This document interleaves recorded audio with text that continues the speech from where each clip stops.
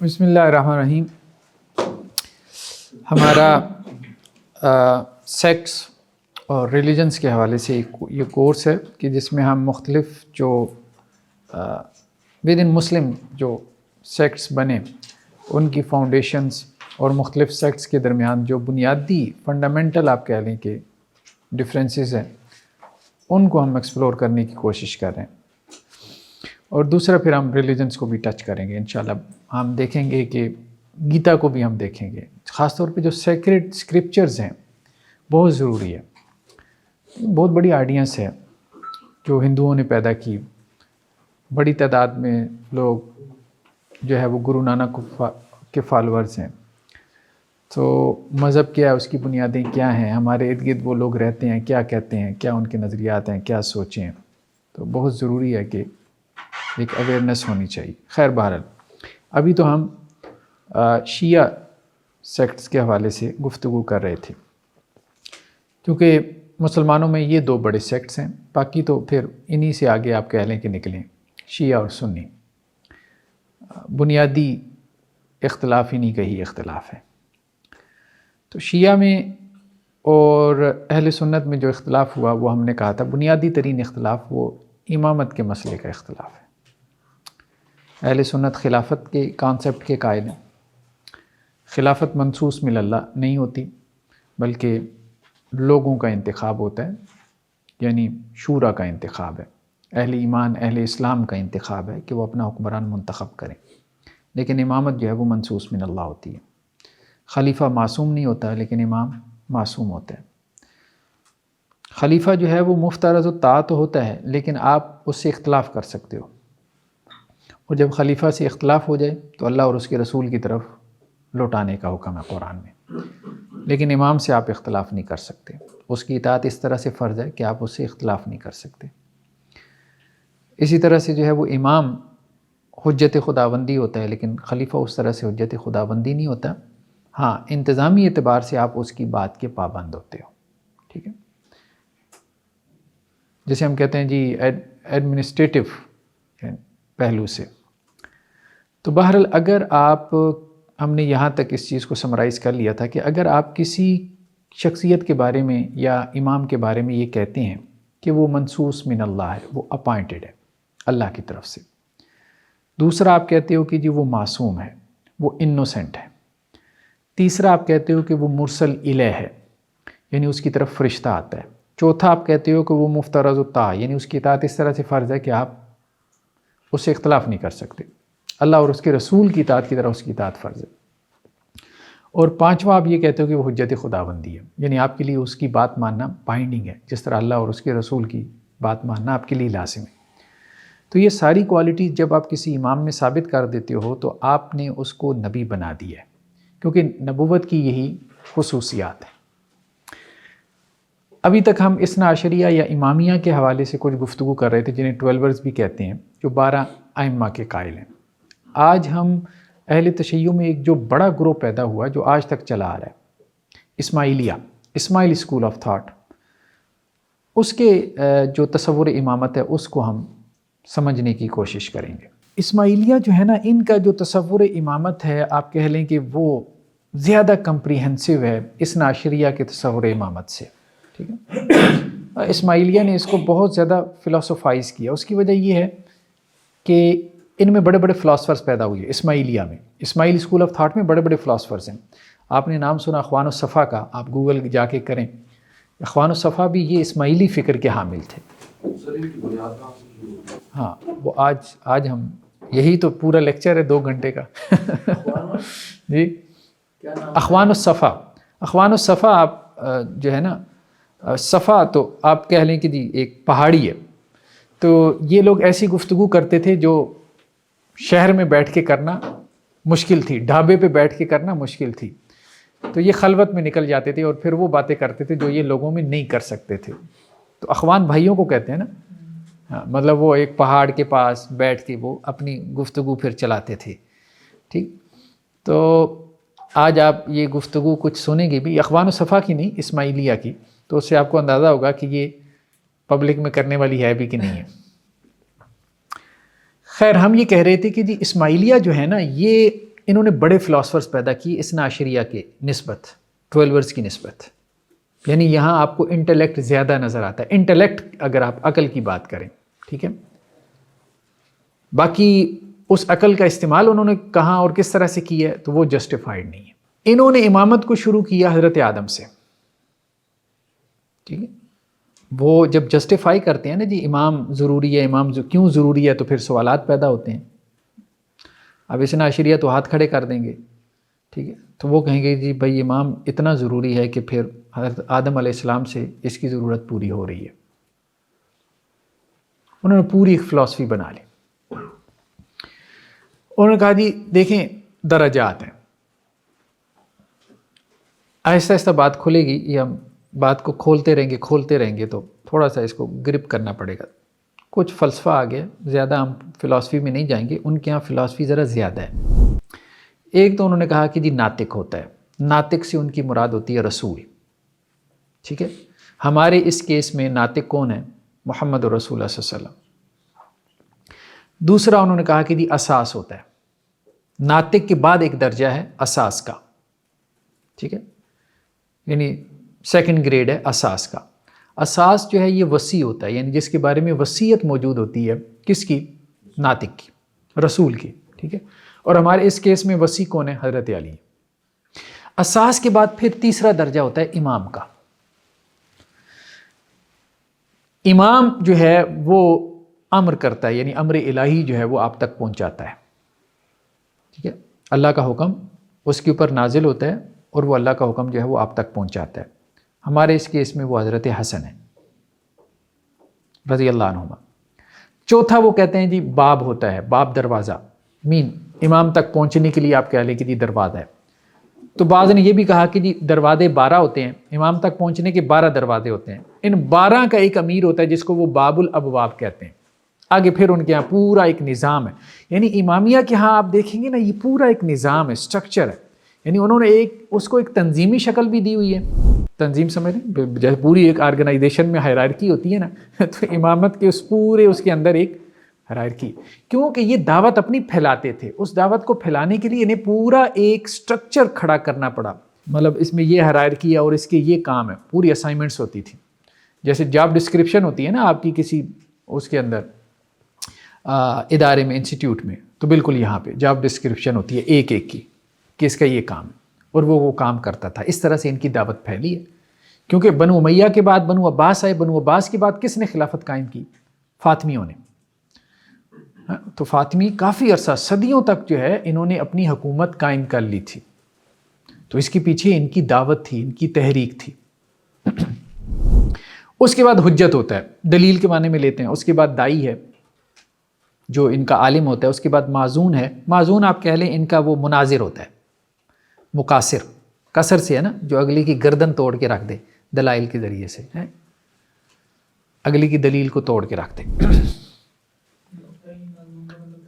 معزون اذن سے مطلب مناظر کے معنی میں، ہاں مناظر کے معنی میں۔ اب یہ کہتے ہیں کہ جی یہ جو امامت ہے نا یہ حضرت آدم علیہ السلام سے چلی آ رہی ہے، تو سب سے پہلے ناطق جو ہے وہ آدم تھے، پہلے ناطق آدم تھے۔ ناطق نطق سے ہے نا، کیونکہ نبی اور رسول کا کام ان کے نزدیک کیا ہے وہ ہم آگے بیان کر رہے ہیں کہ انہوں نے ناطق کیوں کہا، اس کے پیچھے ان کی کیا فلسفی تھی۔ ایک سوال پیدا ہوتا ہے نا، رسول کہہ دیتے، نبی کہہ دیتے، نئی اصطلاحات لانے کی کیا ضرورت تھی؟ تو وہ پورا ایک فلسفہ ہے۔ تو پہلے ناطق ان کے نزدیک آدم تھے، دوسرے حضرت نوح تھے، تیسرے حضرت ابراہیم، چوتھے حضرت موسیٰ، پانچویں حضرت عیسیٰ، چھٹے حضرت محمد یعنی محمد رسول اللہ صلی اللہ علیہ وسلم، ساتویں بھی محمد ہیں، محمد بن اسماعیل بن امام جعفر صادق، امام جعفر صادق کے پوتے، یہ ساتویں ناطق ہیں۔ تو انہوں نے گویا کہ آدم علیہ السلام سے لے کے قیامت تک اس مکمل عرصہ حیات کو 7 ادوار میں تقسیم کر دیا، پورا ٹائم پیریڈ 7 ادوار میں انہوں نے تقسیم کر دیا۔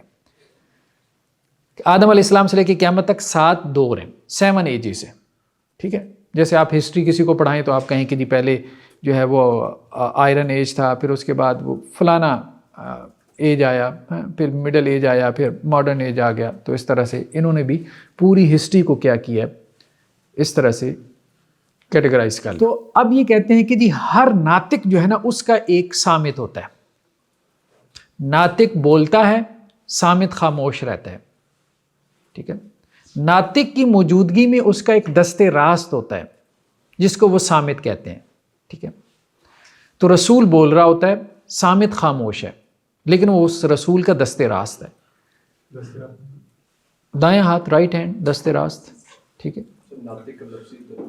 ناطق بولنے والا، ہاں، صامت خاموش، ہاں، صامت خاموش. ٹھیک ہے. تو آدم علیہ السلام کے صامت شیس تھے، یعنی آپ یوں کہہ لیں کہ ناطق رسول ہوتا ہے اور صامت اس کا وسیع ہوتا ہے. رسول بول رہا ہے، وسیع خاموش ہے. ٹھیک ہے. رسول چلا جائے گا تو اب یہ بولے گا نا. دوسرے ناطق حضرت نوح ہیں، ان کے صامت تھے حضرت سیم جن کا نام آتا ہے. اب یہ انہوں نے بنا لیے، کہاں ہے کوئی نصوص ہیں، کہاں سے آپ کو ملیں گی نصوص؟ یہ ناطق، یہ صامت، بس ٹھیک ہے، ایک فلسفہ ہے، سنی جاؤ. تیسرے ناطق ابراہیم ہیں اور ان کے صامت اسماعیل تھے. ابراہیم اور اسماعیل تو تھے، لیکن یہ ناطق تھے، یہ صامت تھے، یہ کہاں سے آئے گا؟ اچھا، وہ کس طرح سے اس کو پروف کرتے ہیں وہ ہم آگے چل کے دیکھیں گے. ٹھیک ہے. مطلب ان کی دلیل، ایک ہوتا ہے نا نظریہ، پھر نظریے کی دلیل ہوتی ہے. جیسے آج کل ہمارے امامت کے لیکچر یوٹیوب پہ اپلوڈ ہو رہے ہیں نا، تو وہ نیچے کچھ ہمارے اہل تشیع حضرات کمنٹ میں قرآن سے یہ امامت کی دلیل، آپ قرآن کے منکر ہیں، فلاں، یہ وہ ہم ڈسکس کریں گے کہ امامت کے جو وہ دلائل دیتے ہیں اس کو بھی ہم ڈسکس کریں گے، انہوں نے اس کو کس طرح سے تھیورائز کیا. ٹھیک ہے. دیکھیں، ایک ہوتا ہے بلیف سسٹم اور ایک اس کی ایپسٹیمالوجی ہوتی ہے. تو انہوں نے اپنی ایپسٹیمالوجی بھی، علمیات بھی پیدا کی ہے، یعنی پورا نظام دلیل بھی انہوں نے کھڑا کیا ہے. اس کا بھی ہم جائزہ لیں گے کہ یہ نقطہ نظر ہے، اس کے یہ دلائل ہیں. ٹھیک ہے. یہ بلیف سسٹم ہے، اس کے پیچھے یہ ایپسٹیمالوجی ہے. چوتھا کیا ہے؟ ناطق حضرت موسیٰ علیہ السلام ہیں اور ان کے صامت حضرت ہارون ہیں. پانچواں حضرت عیسیٰ ہیں ناطق اور ان کے صامت حضرت شمعون ہیں. چھٹے اللہ کے رسول صلی اللہ علیہ وسلم ناطق ہیں اور حضرت علی ان کے صامت تھے. ساتویں پھر ان کے امام ہیں یہ محمد بن اسماعیل بن جعفر. ٹھیک ہے. ان کے کوئی صامت نہیں ہے. کیوں نہیں ہے یہ ہم آگے چل کے ڈسکس کرتے ہیں. یہ ابھی ہم اسماعیلیہ کو ڈسکس کر رہے ہیں نا. شروع میں ہم نے بات کی تھی کہ اسماعیلی اسکول آف تھاٹ کو آج ہم ڈسکس کریں گے. پھر اسماعیلیہ میں بھی آگے بہت سے فرقے ہو گئے. اثنا عشریہ ایک فرقہ نہیں ہے، اثنا عشریہ میں پھر آگے فرقے ہیں. آپ بات سمجھ رہے ہیں؟ ہاں. اسی طرح سے اسماعیلیہ جو ہے یہ ایک فرقہ نہیں ہے، یہ ایک فرقہ تو ہے بڑا، لیکن اس کے اندر پھر آگے 20 فرقے ہو گئے.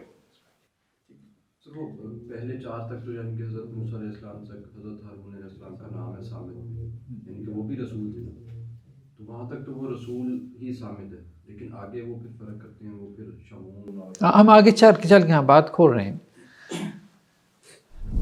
اچھا، ان میں 2 بڑی شاخیں ہوئیں. شاخیں بہت ہوئیں، میں نے کہا 20 شاخیں ہوئیں اسماعیلیہ میں، لیکن 2 بڑی ہیں. ایک کو کہتے ہیں مستالویہ، یہ بوہرے کہلاتے ہیں. بوہرا کمیونٹی آپ نے نام سنا ہوگا. بوہرا آپ گوگل کریں.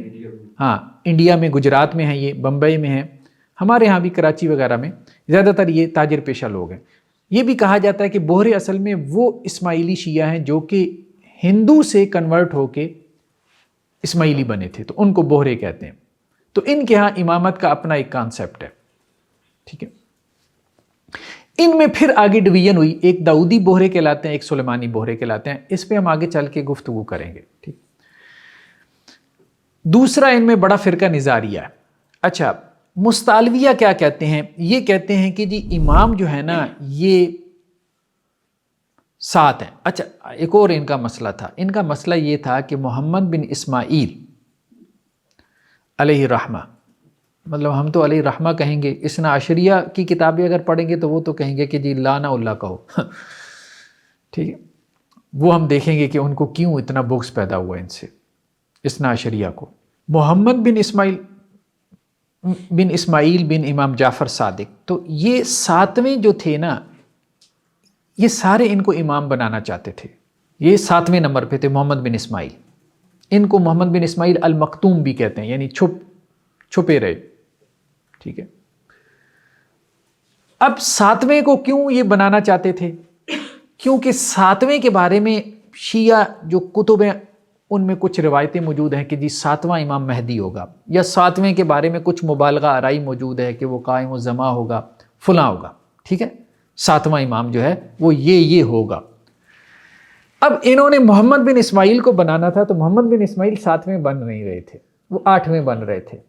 ایک مسئلہ درپیش آ گیا اسماعیلیہ کو، ٹھیک ہے، یعنی تعداد میں وہ آٹھویں بن رہے تھے۔ امامت جب چلی ہے نا حضرت علی سے، تو وہ آٹھواں نمبر ان کا بن رہا تھا۔ حدیثیں ساری تھی ساتویں کے بارے میں، اور ساتویں کی کوئی کنٹریبیوشن نہیں تھی، کنٹریبیوشن ساری تھی آٹھویں کی۔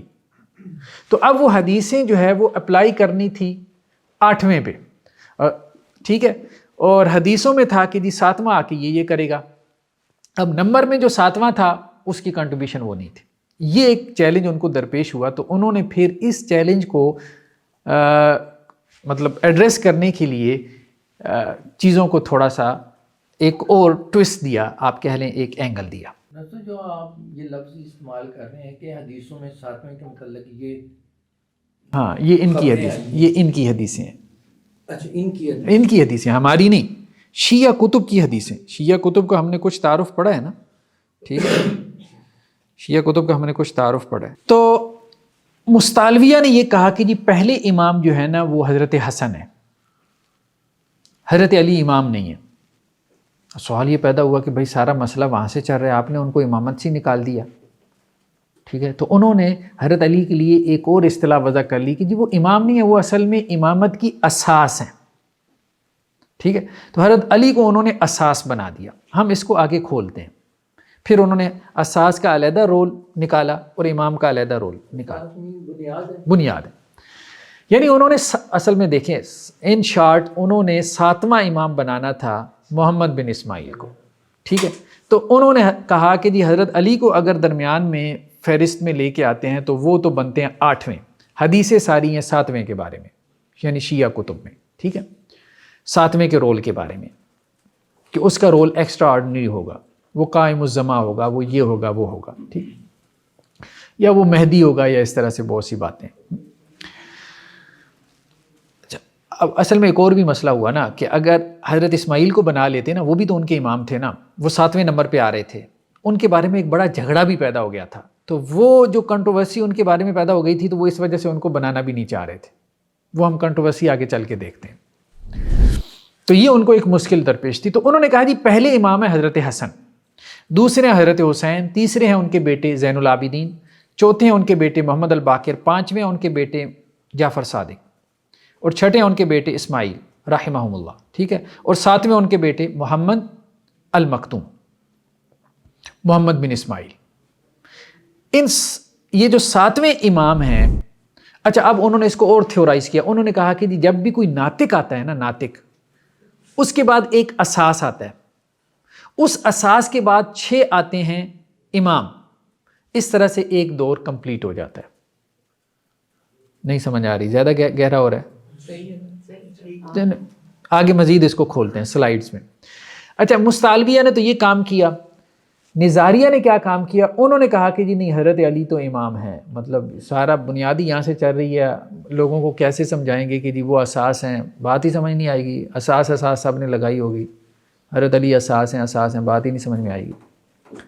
تو یہ کام نہ کرو، حضرت علی امام ہے، درمیان میں سے حضرت حسن کے بارے میں کچھ آگے پیچھے کر لیتے ہیں۔ ویسے بھی حضرت حسن کے حوالے سے ان کو تھوڑے سے مسائل تھے کہ جی حضرت حسن رضی اللہ عنہ نے حضرت امیر معاویہ رضی اللہ عنہ سے صلح کر لی، ٹھیک ہے۔ تو اب انہوں نے کہا کہ جی زیادہ بولے بھی نہ ان کے بارے میں، اور ان کو امامت میں بھی ذرا سائڈ پہ کر دیں۔ تو انہوں نے ایک اصطلاح وضع کی کہ امام مستودع۔ حضرت حسن کیا ہیں؟ امام نہیں ہے، امام مستودع ہے۔ اب انہوں نے امام کی 5 قسمیں بنا دی، ٹھیک ہے۔ مستودع کیسے کہتے ہیں؟ مستودع کہتے ہیں کہ جس فمستقر و مستودع، اچھا قرآن کی آیات سے اسی طرح سے استدلال کرتے ہیں۔ فمستقر و مستودع قرآن میں آتا ہے نا، ٹھیک ہے، ہر ایک چیز کا اللہ تعالیٰ نے ایک ٹھکانہ بنایا ہوا ہے، مستقل ٹھکانہ ہے، عارضی ٹھکانہ ہے، ٹھیک ہے۔ دنیا ہمارے لیے عارضی ٹھکانہ ہے، آخرت ہمارا مستقل ٹھکانہ ہے۔ یہ مراد تھی قرآن کی آیات سے۔ اب انہوں نے کہا کہ جی یہاں مراد یہ ہوتی ہے کہ ایک امام مستقر ہوتا ہے اور ایک امام مستودع ہوتا ہے، ٹھیک ہے، ایک مستقل امام ہوتا ہے اور ایک مستودع وہ امام ہوتا ہے کہ جس کو جو امام ہوتا ہے وہ امامت سپرد کر جاتا ہے امانت کے طور پہ. تو حضرت علی تو امام تھے. امامت آگے کس کو ملنی چاہیے تھی؟ حضرت حسین کو. لیکن حضرت حسین تھے چھوٹے، تو حضرت علی نے وہ امامت جو تھی وہ حضرت حسن کے سپرد کی کہ بھائی یہ امانت ہے تمہارے پاس، اصل حق یہ کس کا ہے؟ ہاں تمہارے چھوٹے بھائی کا ہے، حضرت حسین کا رضی اللہ عنہ، کیئر ٹیکر ہو گئے. تو امام مستودع کا کانسیپٹ جو ہے یہ نظاریہ نے دیا. نظاری ان کو خوجے بھی کہتے ہیں. خوجے مطلب یہ جو اسماعیلی جنہیں ناردرن ایریاز میں جو آغا خانی کہلاتے ہیں، ٹھیک ہے، بیسیکلی آغا خانی آج کل ہم ان کو کہتے ہیں. آغا خان بھی 4 تھے، تو یہ چوتھے آغا خان ہے جو چل رہے ہیں. آگے چل کے ہم ان کا شجرہ دیکھتے ہیں، ان کی امامت کا. مستعلیویہ وغیرہ، ہاں مطلب مستعلیویہ وغیرہ زیادہ تر جو ہے نا جو بوہرے ہیں یہ انڈیا میں ہیں، گجرات میں، بمبے میں اور کراچی میں بھی کچھ نہ کچھ رہے ہیں. زیادہ تر یہ تاجر کمیونٹی ہے، اور کہا یہ جاتا ہے کہ یہ ہندوازم سے یہ آئے تھے، یہاں کنورٹ ہوئے تھے اسماعیلیت کی طرف. گجرات میں، زیادہ تر گجرات میں ہے. اچھا اب انہوں نے کہا کہ جی امام جو ہے نا وہ بیسیکلی 5 قسم کا ہے. ایک امام مقیم، ایک امام اساس، ایک امام متم، ایک امام مستقر، ایک امام مستودع. ٹھیک ہے، اب ہر سوال کا جواب دینا تھا نا کہ یہ امام مستودع کہاں سے لے. انہوں نے کہا نہیں، اصل میں امام ہوتے ہی 5 قسم کا ہے. ٹھیک ہے، امام مقیم ہمارے کیس میں ابو طالب ہے. مقیم باب فعال سے قائم کرنے والا. امام مقیم وہ ہوتا ہے جو ناطق کو قائم کرتا ہے. اب آپ سمجھیں، امام مقیم جو ہے وہ رسول کو قائم کرتا ہے، نبی کو قائم کرتا ہے. ہاں بہت دور کی کوڑی لے کے آئے ہیں یہ، ابھی آپ آگے کھولتے ہیں. ایک جملہ بس ذہن میں رکھ لیں، یہ بہت اہم جملہ ہے. اس جملے کے بعد آپ سمجھ لیں کہ ان کی ساری کتابیں پھرول لیں تو وہ ساری اس جملے کے ارد گرد گھومتی ہیں، اور اس سے آپ اثنا عشریہ اور اسماعیلیہ کا فرق بھی سمجھ سکتے ہیں. یہ اس کا آپ سمجھ لیں کہ کرکس ہے، خلاصہ ہے. اثنا عشریہ یا 12 کے نزدیک جو ہے وہ امامت نبوت کی ایک فرع ہے، یعنی نبوت اصل ہے، اس کی فرع جو ہے وہ امامت ہے. اسماعیلیہ کے نزدیک نبوت امامت کی ایک فرع ہے، شاخ، برانچ. اب بات سمجھیں، یعنی امامیہ کو آپ پڑھیں نا تو یہ اندازہ ہوتا ہے کہ وہ کہتے ہیں نا شجرہ نبوت، تو شجرہ نبوت کی یہ شاخیں ہیں، یہ جو امام ہیں. تو انہوں نے امامت کو نبوت کی ایک فرع بنایا، امامیہ نے، اثنا عشریہ 12. اثنا عشریہ اور اسماعیلیہ کے تصور امامت میں بنیادی فرق کیا ہے؟ تو وہ میں کہہ رہا ہوں ایک جملے میں دونوں کے بنیادی فرق یہ ہے، بس یہ جملہ لکھ لیں بعد میں غور کرتے رہیں. ٹھیک ہے، کہ اثنا عشریہ کے نزدیک امامت نبوت کی فرع ہے اور اسماعیلیہ کے نزدیک نبوت امامت کی فرع ہے.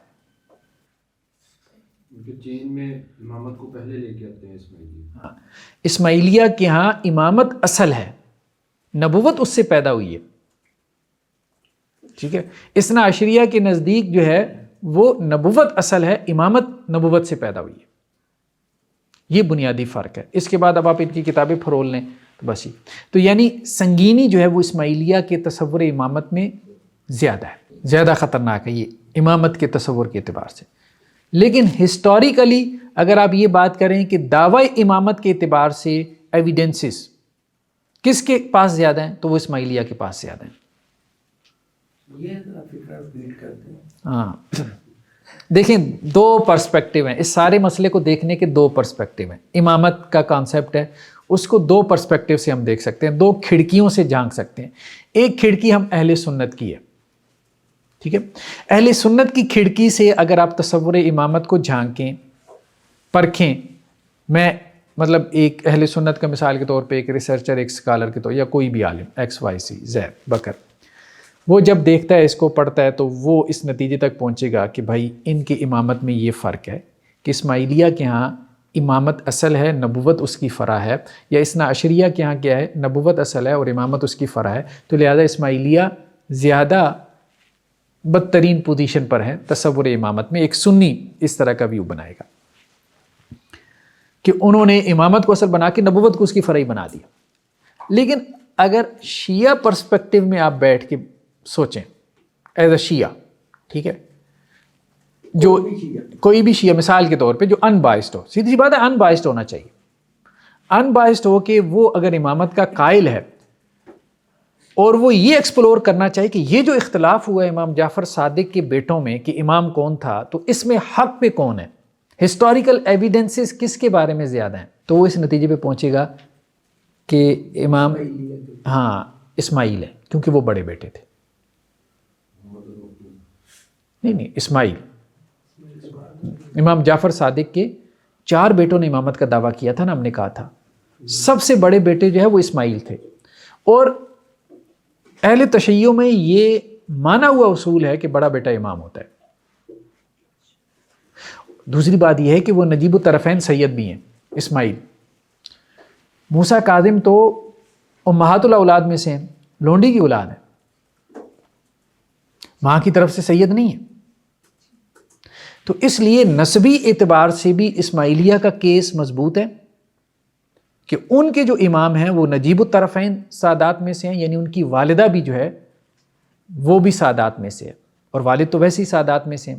ایک بات تو یہ، کیونکہ امامت ساری نسب کے اوپر ہی تو چل رہی ہے، باپ کے بعد بیٹا، سارا نسب ہی کا تو مسئلہ بنایا ہوا ہے. تو نسبی اعتبار سے حضرت اسماعیل جو ہے وہ افضل ہے، کن سے؟ چھوٹے بیٹے موسیٰ کاظم سے. تو اس لیے ان کا کیس میں کہہ رہا تھا زیادہ مضبوط ہے. دوسری بات یہ ہے کہ ان کے ہاں جو امامت کے پرنسپلز ہیں، ہم یہ بھی دیکھیں گے کہ امام کی علامات کیا ہیں. جیسے ہم کہتے ہیں علامات نبوت ہم پڑھتے ہیں نا، نبوت کی علامات کیا ہیں جن کے ذریعے سے آپ پہچانتے ہیں کہ یہ نبی ہے کہ نہیں ہے. اسی طرح ان کے ہاں علامات امامت بھی ہوتی ہیں، یعنی کیسے پہچان ہوگی کہ یہ امام ہے کہ نہیں ہے، کیونکہ بہت اختلافات ہوئی ہے کہ یہ امام ہے، فلاں بیٹا امام ہے. بیٹے آپس میں لڑتے رہے امامت کے لیے، جھگڑے کرتے رہے، ایک دوسرے کے اوپر فتوے لگاتے رہے، ایک امام کی آگے اولادیں. تو اب ان کے یہاں پھر پرنسپلز چلتے ہیں. ان پرنسپل میں سے ایک مانا ہوا اصول سب کے یہاں یہ ہے، سب سیکس میں، کہ بڑا بیٹا امام ہوگا. ٹھیک ہے، تو اس لیے ان کا کیس اسماعیلیہ کا زیادہ مضبوط ہے. یہ میرے جملے کا مطلب تھا کہ اگر آپ شیعہ پرسپیکٹو میں ان بائسڈ ہو کے سوچیں، اگر آپ امامت کو مانتے ہیں تو پھر آپ کو اس نتیجے تک پہنچنا پڑتا ہے. یا آپ کہیں کہ جی سنی ذرا ان بائسڈ ہوگا، ظاہر بات ہے وہ شیعہ کے اندر نہیں بیٹھا ہوا، وہ ان بائسڈ ہو کے سوچے گا، وہ کہے گا کس کا کیس مضبوط ہے امامت کا، تو وہ تو یہی کہے گا بھائی اسماعیلیہ کا کیس مضبوط ہے امامت کا. ہاں امامت کا کانسیپٹ کس کا جو ہے وہ زیادہ برا ہے، ٹھیک ہے، وہ بھی اسماعیلیہ کا ہے. ٹھیک ہے، یعنی ایک اعتبار سے وہ ان کو اپریشیٹ کرے گا اور ایک اعتبار سے وہ ان کو کیا کرے گا، ڈسکریج کرے گا. مطلب دلیل کے اعتبار سے جو ان کے ہاں دلیل ہے، شیعہ کے ہاں جو دلیل ہے، ٹھیک ہے، اس دلیل کے اعتبار سے اسماعیلیہ کا موقف زیادہ مضبوط ہے کہ امام کون ہے. لیکن امامت کیا ہے، اس اعتبار سے اثنا عشریہ کا موقف ان سے نسبتاً بہتر ہے. ورنہ اہل سنت کے ہاں تو دونوں ہی کیا ہیں، ختم نبوت کا انکار ہے، دونوں موقف. تو اس لیے اہل سنت تو اس کو جو ہے وہ کفر کے درجے تک پہنچاتے ہیں. خیر بہرحال، اچھا یہ کہتے ہیں کہ جی یہ امام مقیم جو ہے یہ حضرت ابو طالب ہے. باقی یہ ہے کہ شیعہ کافر ہے نہیں ہے، ہمارے نیچے بھی لوگ کمنٹ کر رہے ہوتے ہیں. میرے خیال میں پہلے بھی میں نے کہا تھا کہ اس قسم کی بحثوں میں ہمیں الجھنا نہیں چاہیے، ہمیں چیزوں کا جو ہے وہ انالیسس لوگوں کے سامنے پیش کر دینا چاہیے. اور دائی کا کام جو ہے نا وہ فتویٰ لگانا نہیں ہوتا، دائی کا کام ہے لوگوں کی اصلاح کرنا، اور اصلاح ہوتی ہے کہ انہیں بتایا جائے کہ بھائی یہ غلط ہے اور یہ غلط اس وجہ سے ہے. یہ کانسیپٹ جو ہے وہ آپ کو کفر تک پہنچا سکتا ہے، یہ کانسیپٹ آپ کو جو ہے اسلام کے جو فنڈامنٹل بیلیفز ہیں ان سے کنٹراڈکٹ کر رہا ہے، اور اس کانسیپٹ کو ماننے کے نتیجے میں آپ دنیا اور آخرت میں گمراہ ہو سکتے ہو اور اپنی آخرت کو خراب کر سکتے ہو. تو مطلب ایک ہمدردانہ جذبے کے ساتھ اس کو سمجھانے کی کوشش کرنی چاہیے. فتوے سے کتنے لوگ سمجھے ہیں مجھے بتائیں، کتنی قتل و غارت ہوئی ہے، کتنے لوگ وہاں سے واپس آئے ہیں، اس سے مذہبی منافرت بڑھتی ہے. ڈسکشن یا ڈائلاگ کا مطلب یہ ہوتا ہے کہ آپ اگلے کی غلطی اس کے اوپر واضح کر دیں اور اسے سوچنے پہ مجبور کر دیں، اور وہ آپ اچھے اخلاق کے ساتھ، اچھے لب و لہجے کے ساتھ اس کے اوپر کمنٹ کریں گے تو. باقی آپ کافر کہیں گے تو لوگ بات سنیں گے ہی نہیں. ٹھیک. سر سوشل لیول کے اوپر اہل سنت کا یہ ایشو بھی آتا ہے کہ زکوٰۃ دے سکتے ہیں ان کو کہ نہیں, اس میں کیا پھر فائنل ہوگا؟ دیکھیں چلیں اب ہم اس کو کسی اور وقت میں رکھ چھوڑیں گے. ہاں بنیادی مسئلہ یہ ہے, اس کو ایک بات بس ذہن میں رکھ لیں, باقی سارے مسائل آپ کے اس سے حل ہو جائیں گے. آپ ان کو مسلمان سمجھتے ہیں کہ نہیں؟ اگر آپ ان کو لیگلی مسلمان کنسیڈر کرتے ہیں تو زکوٰۃ دے سکتے ہیں. اگر آپ ان کو لیگلی مسلمان کنسیڈر نہیں کرتے, ٹھیک ہے, تو آپ ان کو زکوٰۃ نہیں دے سکتے. اب اگر آپ ان کو کنسیڈر کرتے ہیں تو آپ کے پاس اس کی جسٹیفیکیشن ہونی چاہیے. اگر آپ کنسیڈر نہیں کرتے تو آپ کے پاس اس کی وجہ سے اب آپ کہیں گے جی آپ کیا کرتے ہیں, مجھے آپ چھوڑیں, میں ایک دائی ہوں. ٹھیک ہے, مفتیوں والا کام میں نے بند کر دیا, سیدھی سی بات ہے, اس میں مجھے کوئی فائدہ نظر نہیں آتا. ٹھیک ہے, ہمارے ہاں یہ ساری آپس میں لگی ہوئی ہیں, ساری آپس میں لگی ہوئی. ود ان شیعہ ایک دوسرے کو کافر کہہ رہے ہیں, ود ان بریلوی ایک دوسرے کو کافر بنا رہے ہیں, ود ان اہل حدیث ایک دوسرے کو جو ہے وہ کافر بنا رہے ہیں, ود ان دیوبندی ایک دوسرے کو کافر بنا رہے ہیں, حیاتی مماتی فلانے. اب ہمیں اس سے نکل جانا چاہیے. بس اگلے کی غلطی اس پہ واضح کرنی چاہیے کہ بھائی یہ تمہارا موقف غلط ہے اور فلاں ریزن اور دلیل کی بنیاد پہ غلط ہے. بس آپ کو سمجھ میں آتی ہے تو ٹھیک, نہیں سمجھ میں آتی تو پھر منت سماجت والی بات ہے, سیدھی سی بات ہے. یہ منت سماجت والا کام تھا. اگلی کی اصلاح جو ہے ہم نے اس کو جو ہے وہ تھانے داروں کے ہاتھ میں پکڑا دیا. ٹھیک ہے, ڈنڈا سوٹا دے کے, اس سے اصلاح نہیں, اس سے اور بگاڑ پیدا ہوا. خیر بار مقیم جو ہے نا یہ حضرت ابو طالب ہے. جی جی دوسرے جو ہیں وہ حضرت علی ہیں, یہ اساس ہیں. تیسرے جو امامت کی اساس ہیں, تیسرے جو امام کی قسم ہے اس کو وہ امام متم کہتے ہیں, یعنی جس کے اوپر ایک دور مکمل ہو جاتا ہے. انہوں نے کہا تھا نا کہ ایک دور جو ہے پوری جو دنیا ہے, دنیا کا جو ٹائم پیریڈ ہے آدم علیہ السلام سے لے کے قیامت, وہ 7 ادوار میں. امام متم جو ہے یہ وہ ہے کہ جس کے اوپر جو ہے وہ ایک دور ختم ہو جاتا ہے. امام مستقر جو مستقل امام ہوتا ہے, جو اس کیس میں حضرت حسین ہے, اور امام متم محمد بن اسماعیل ہے, اور 7ویں مستودع ہے جو حضرت حسن ہے. ٹھیک ہے, تو یہ ترتیب الٹ کی نا, محمد پہلے کیوں آگے تھے؟ کون محمد جو متم ہے, ہاں یہ محمد بن اسماعیل ہے, محمد بن اسماعیل ہے. تو یہ حسین سے پہلے نہیں, ہم یہ پڑھیں کہ درجات کے اعتبار سے امام کے درجات. ایک ہے اماموں کی ترتیب جب آپ دیکھتے ہیں تو وہ ہسٹوریکلی آپ دیکھتے ہیں کہ اماموں کی ترتیب کیا ہے. یہ امام ہے, پھر اس کے بعد یہ ہے, پھر اس کے بعد یہ ہے. ٹھیک ہے, ہاں. اب نبیوں کی ایک ترتیب ہے نا, نبیوں کی ایک ترتیب ہے کہ حضرت عیسیٰ پہلے ہیں, اللہ کے رسول صلی اللہ علیہ وسلم بعد ہیں. لیکن ایک نبیوں کے درجات ہیں. جب آپ درجات بیان کریں گے تو آپ کہیں گے محمد اور رسول اللہ پہلے ہیں. ٹھیک ہے, تو ایک ان کے ہاں امامت کے درجات ہیں. سب سے پہلے امام مقیم ہے, پھر اس کے بعد امام اساس ہے, پھر اس کے بعد امام متم ہے, پھر اس کے بعد امام مستقر ہے, پھر 5ویں درجے میں امام مستودع آتا ہے. یہ امامت کے درجات ہیں, یعنی اماموں میں بھی گریڈیشن ہے. کوئی اعلیٰ درجے کا امام ہے, کوئی اس سے ادنا, پھر اس سے ادنا, پھر اس سے ادنا. ایک ہے اماموں کی ترتیب کہ امام کس ترتیب سے آ رہے ہیں ہسٹوریکل, یہ مراد ہے. تو یہ 2 چیزیں مختلف ہیں.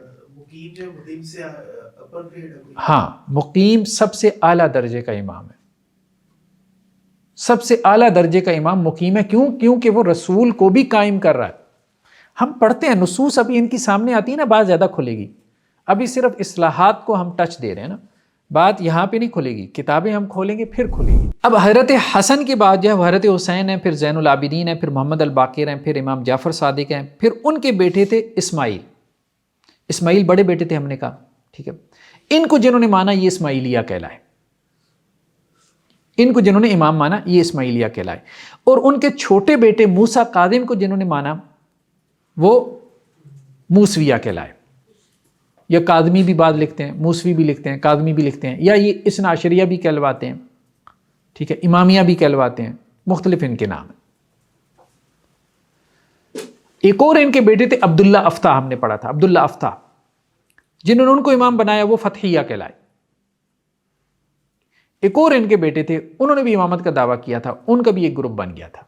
کس کے؟ امام جعفر صادق کے. یہ بھی کہا جاتا ہے کہ ان کے 8 بیٹے تھے, 8 نے امامت کا دعویٰ کیا تھا, لیکن وہ ہسٹوریکلی پروو نہیں ہے. 8 کا دعویٰ ثابت کرنا مشکل ہے, لیکن 4 کا دعویٰ ایسا ہے کہ یہ اس پہ تو سیکٹس بن گیا نا. اب اس کو کیا آپ ڈسپروو کریں گے جس کے اوپر سیکٹس کھڑے ہوں. یہ ایسی بات ہے کہ جیسے آج اثنا عشری کہتے ہیں او جی اصل تو شیعہ سیکٹس میں اثنا عشری ہیں، باقی سارے تو مر کھپ گئے. بھئی کہاں مر کھپ گئے؟ نادن ایریاز میں چلے جاؤ سارے اسماعیلی ہیں. شام میں چلے جاؤ سارے نصیری ہیں بیٹھے ہوئی ہیں. یمن میں چلے جاؤ سارے زیدی بیٹھے ہیں. کہاں مر کھپ گئے؟ تو یہ بڑا آسان ہوتا ہے کہ آپ اس قسم کی کیٹیگری کا اسٹیٹمنٹ دے دیں کہ سارے مر کھپ گئے، صرف اثنا عشریہ امامیہ باقی رہ گئے. ایسا نہیں ہے. اچھا، کچھ ان میں سے اسماعیلیہ میں سے کچھ نے یہ کہا کہ حضرت اسماعیل کے اوپر امامت ختم ہو گئی، ان کو ساتواں بنا لیا، کیونکہ یہ ساتویں بن رہے ہیں نا. ساتویں حضرت علی کو امام بنائے تو یہ ساتویں بن رہے ہیں. ٹھیک ہے، تو انہوں نے ان کو ساتواں بنا کے امامت کا چیپٹر کلوز کر دیا. ان کو کہتے ہیں وقیفیہ، یعنی انہوں نے وقف کر لیا اسماعیلیہ میں سے. اچھا، وقیفیہ اور بھی ہیں، کچھ اور بھی ہیں، ان کے اور بھی نظریات ہیں. جی آپ بات کریں. سر ہم نے پہلے گروپ پڑھ رہے تھے نا اسماعیلیہ کا، مستعلیہ اور نظاریہ، یہ تیسرا گروپ بتا رہے ہیں آپ؟ تیسرا گروپ. اسماعیلیہ میں مستعلیویہ بھی تھے، اسماعیلیہ میں نظاریہ بھی تھے. اسماعیلیہ میں ایک اور گروپ پیدا ہوا کہ جس نے حضرت اسماعیل پہ امامت کو ختم کر دیا، چیپٹر کلوز کر دیا، اس کو وقیفیہ کہتے ہیں. ایک گروپ ان میں اور پیدا ہوا کہ جس نے حضرت اسماعیل کے بیٹے محمد بن اسماعیل ان پہ امامت کا چیپٹر کلوز کیا، ان کو کرامتہ کہتے ہیں. یہ کرامتہ کے بارے میں آپ کو بڑی ہسٹری ملے گی. حسن بن صبا، ٹھیک ہے، جس نے وہ جنت بنائی تھی، دنیا میں ایک جنت بنائی تھی نا ایک صاحب نے، ہسٹری میں ذکر آتا ہے اس کا،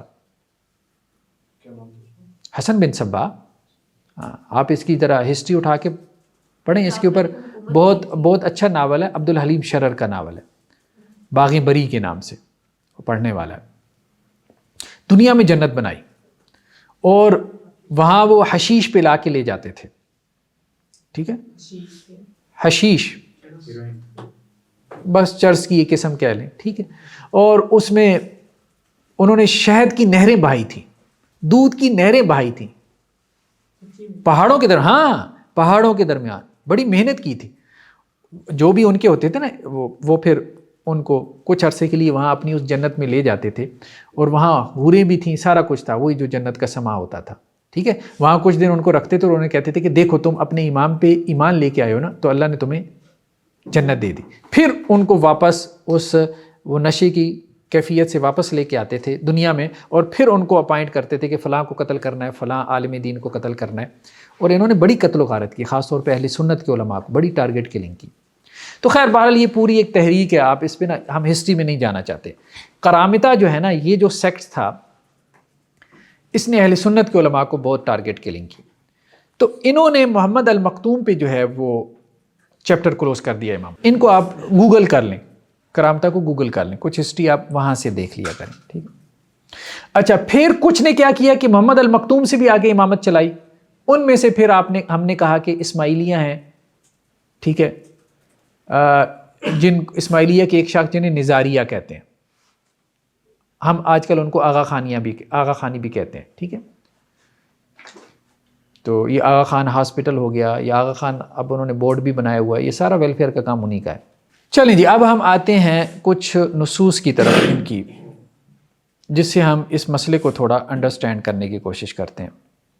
اچھا، یہ ہمارے سامنے کتاب ہے، ہمارا اسماعیلی مذہب کی حقیقت اور اس کا نظام.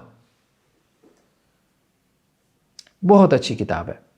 یعنی اسماعیلیہ کے جو بنیادی مصادر ہیں، ویسے اسماعیلیہ کے بنیادی مصادر مشکل سے ملتے ہیں، عام نہیں ملتے، کیونکہ اسماعیلیہ نے اپنی دعوت کو خفیہ رکھا اور اپنی کتابیں بھی کلوز سرکل کے اندر وہ کیا کرتے ہیں، پھیلاتے ہیں، عام کرتے ہیں. ٹھیک ہے، تو یہ جی ہاں، اسماعیلیہ میں ہی ایک فرقہ پیدا ہوا، کرامتہ کو باطنیہ کہتے تھے. ٹھیک ہے، ویسے ان سب کو بھی باطنیہ کہتے ہیں، وہ ہم آگے دیکھ رہے ہیں. ہمارا اسماعیلی مذہب کی حقیقت اور اس کا نظام، یہ خود اسماعیلی ہیں. ڈاکٹر زاہد علی، ہم نے کہا تھا جیسے وہاں دکتور موسیٰ الموسوی تھے، تو یہاں پہ ڈاکٹر زاہد علی ہیں. ٹھیک ہے، یہ آخر دم تک اسماعیلی رہے، لیکن انہوں نے اپنی اسماعیلیت کی ریفارمیشن کے لیے کچھ کام کیا، جیسے دکتور موسیٰ الموسوی نے اثنا عشریت کے لیے کیا تھا. اچھا، یہ کتاب انہوں نے کس کو بھیجی ہے؟ ابو الکلام آزاد کو، جو اس وقت وزیر تعلیمات حکومت ہند تھے 1955 میں. یہ وہ والا نسخہ ہے، ان کے ہاتھ سے لکھا ہوا. ٹھیک ہے, آٹوگراف ہے. سید ابو کلام آزاد وہی جو مولانا ابوالکلام آزاد یہ منسٹر آف ایجوکیشن رہے ہیں نا انڈیا کے, کانگریس میں تھے نا مولانا ابوالکلام آزاد. پہلے صدر. تو ان کو جو ہے وہ ڈاکٹر زاہد علی نے اپنی یہ کتاب بھیجی 1955 میں, یہ وہ والا نسخہ ہے اسکین شدہ.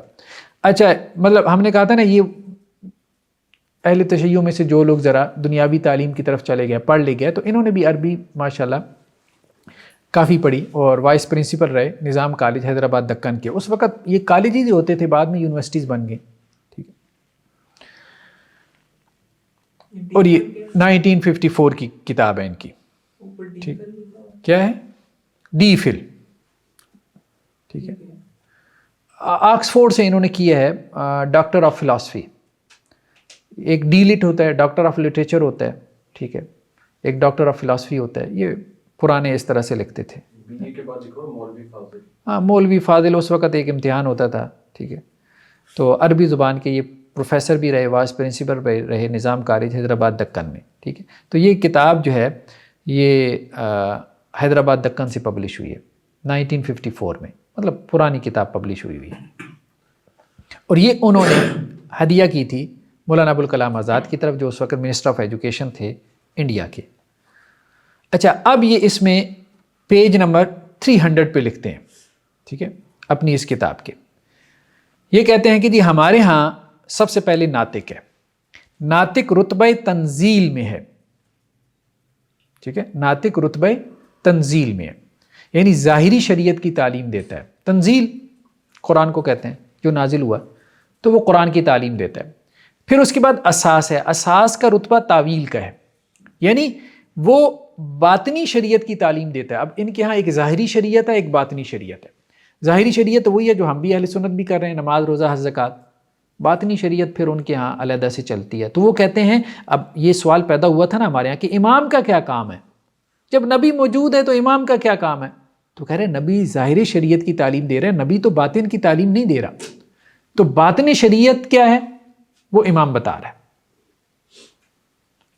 اور باطن شریعت کی مثالیں ہم آگے دیکھتے ہیں.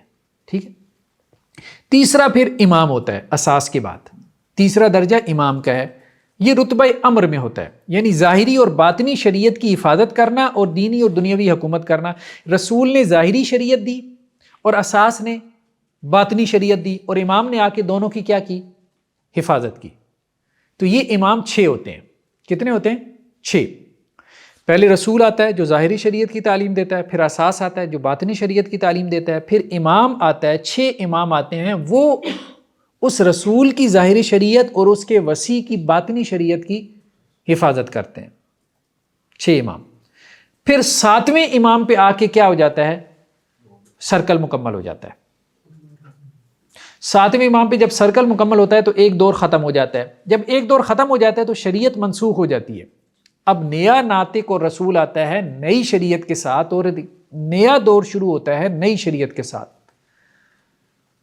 تو نیا ناطق اور رسول آئے گا, نئی شریعت لے کے آئے گا. جیسے حضرت آدم کے بعد حضرت نوح آئے, ٹھیک ہے, تو حضرت نوح علیہ السلام سے نئی شریعت آ گئی. پھر حضرت ابراہیم آئے, نئی شریعت آ گئی. پھر حضرت موسیٰ آئے, نئی شریعت آ گئی. پھر حضرت عیسیٰ آئے, نئی شریعت آ گئی. پھر اللہ کے رسول آئے, نئی شریعت آ گئی.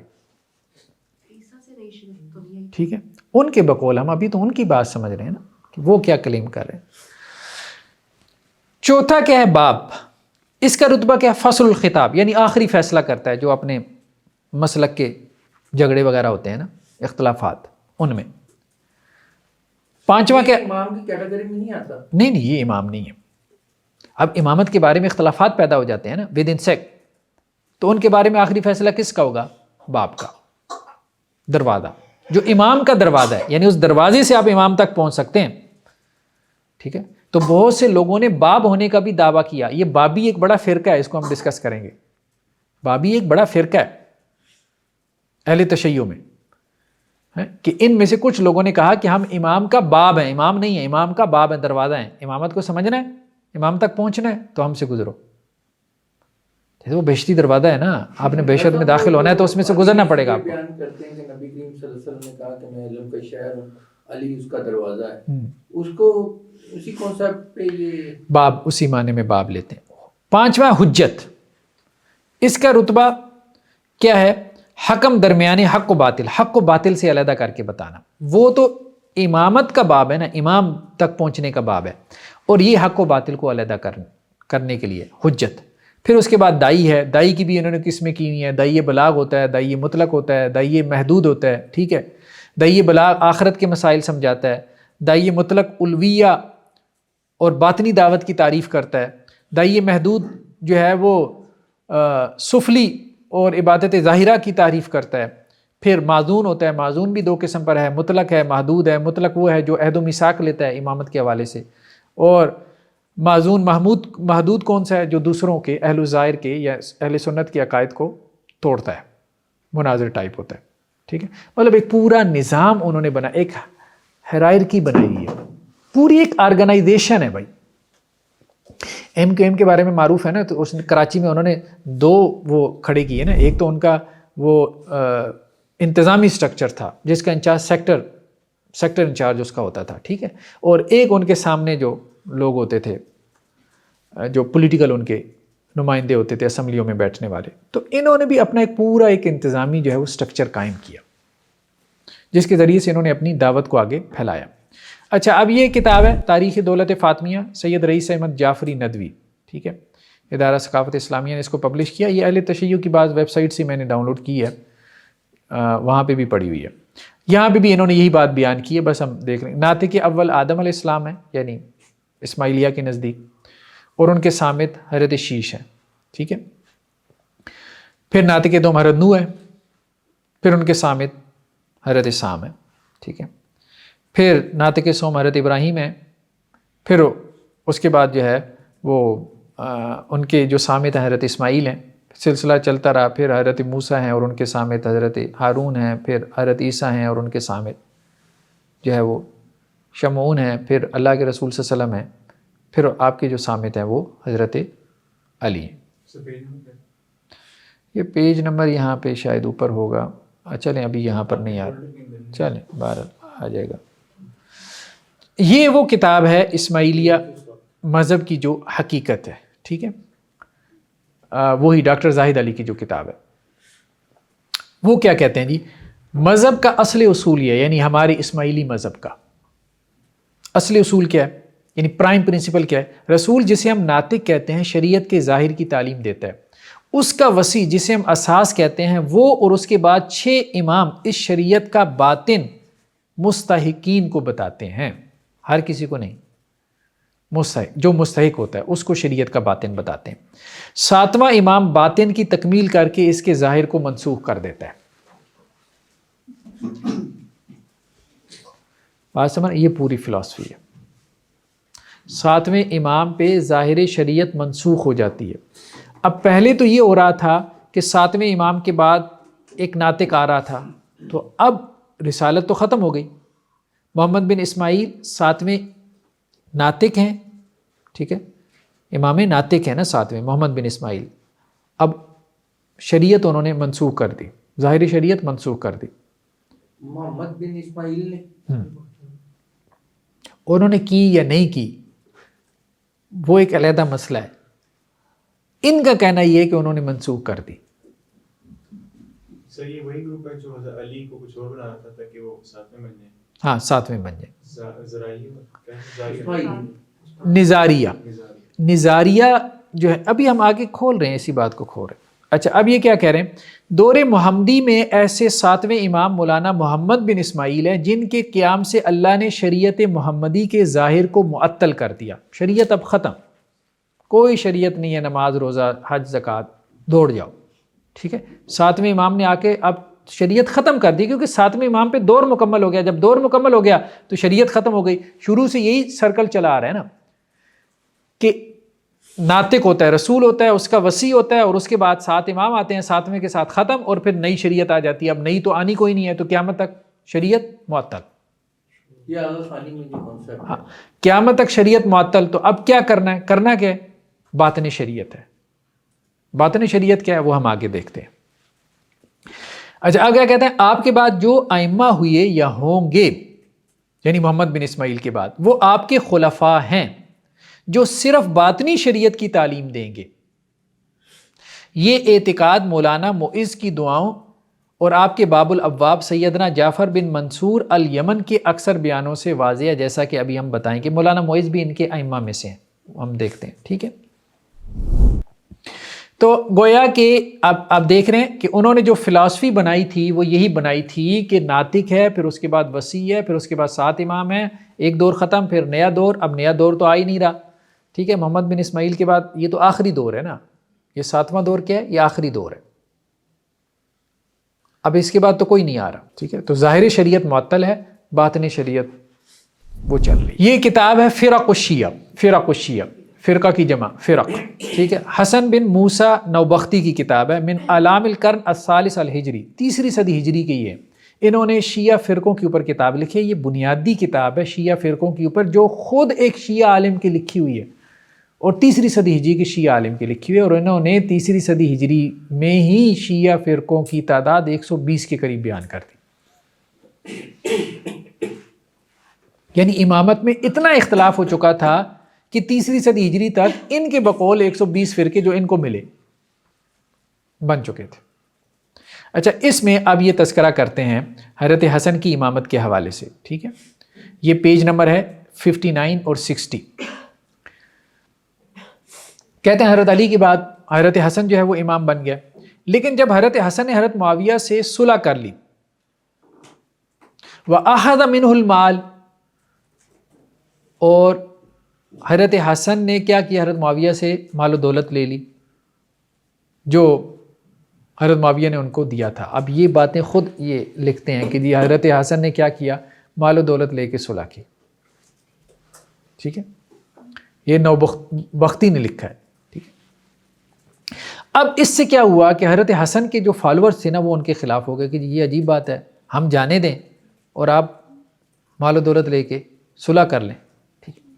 تو اب وہ یہ کہتے ہیں کہ جی اس سے ایک طبقہ جو ہے شیعہ حضرات کا، وہ حضرت حسن کے خلاف ہو گیا، اتنا خلاف ہو گیا کہ ان میں سے ایک جو تھا جراح بن سنان، اس نے حضرت حسن کو دیکھا کہ وہ اپنی سواری پہ سوار تھے، تو اس نے آپ کی سواری کی لگام پکڑ لی اور آپ کو کہنے لگا اللہ اکبر، اشرکت کما اشرک ابو۔ آپ نے حضرت حسن کو کہنے لگا کہ آپ نے اسی طرح شرک کیا جیسے آپ کے ابا جان نے شرک کیا تھا، یعنی حضرت علی کو بھی معاذ اللہ مشرک بنا دیا، بناتے تھے یہ سارے، یہ خود ہی تھے، یہ کہتے ہیں ناسبی، آپ یہ گالیاں دیتے پھرتے ہیں سارے اہل تشیع کی، جی فلاں ناسبی، یہ ناسبی خود ہی تھے، یہ خود ہی ناسبی وہی ہے جو حضرت علی کو مشرک کہے، اب اس سے بڑا ناسبی کون ہوگا، ٹھیک ہے، جو حضرت علی کو کافر قرار دے۔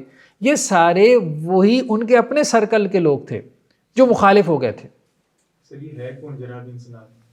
جراح بن سنان جو ہے حضرت حسن کے پیروکاروں میں سے ہے، فالورز میں سے ہے، وہ لوگ جو حضرت حسن کے ساتھ مل کے لڑ رہے تھے حضرت امیر معاویہ سے، ایک پورا لشکر تھا نا، کہ بعض تاریخی روایتوں میں آتا ہے کہ 40,000 کا لشکر تھا، واللہ عالم، اللہ بہتر جانتا ہے، ٹھیک ہے۔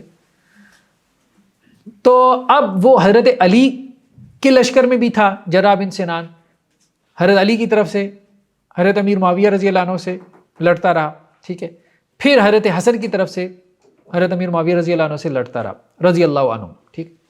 تو اب اس نے کیا کیا کہ اس نے حضرت حسن کی سواری کی لگام پکڑی اور کہا کہ آپ نے بھی اسی طرح شرک کیا جیسے آپ کے والد نے شرک کیا، حضرت علی نے شرک کیا۔ حضرت علی نے کیا شرک کیا تھا وہ آگے آ رہا ہے۔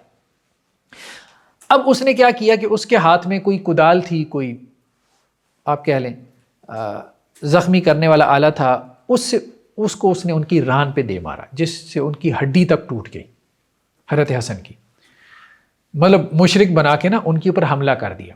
تو حضرت حسن نے اس کو گردن سے پکڑا اور نیچے گرا لیا نا، تو پھر لوگ جمع ہو گئے، جب لوگ جمع ہوئے تو لوگوں نے اس کو قتل کر دیا۔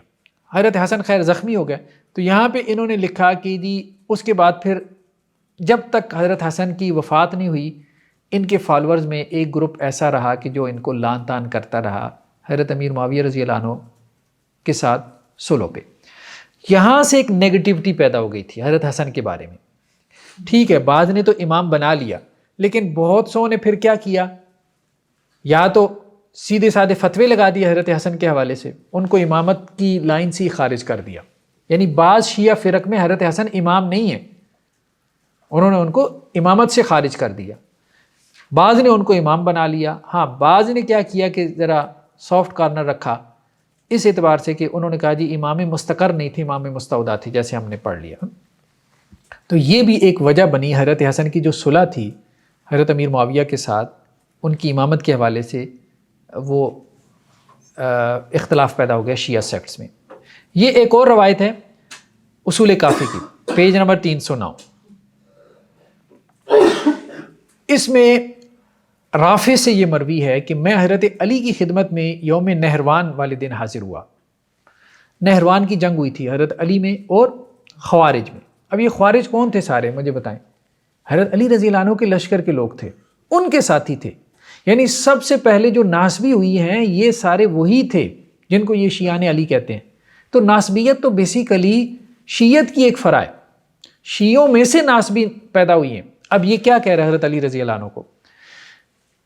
یہ آیا حضرت علی رضی اللہ عنہ کے پاس مطلب گھوڑے کے اوپر اور کہنے لگا السلام علیکہ یا علی۔ تو حضرت علی نے کہا تیری ماں تیرے غم میں بیٹھے، امیر المومنین کہہ کے سلام کیوں نہیں کیا، میرا نام کیوں لے رہا ہے؟ سیدھا کہا السلام علیکہ یا امیر المومنین، وہ ایسے ہی سلام کرتے تھے نا، تو میرا نام کیوں لے رہے؟ تو اس نے کہا میں آپ کو بتاتا ہوں کہ میں آپ کو امیر المومنین کیوں نہیں کہہ رہا۔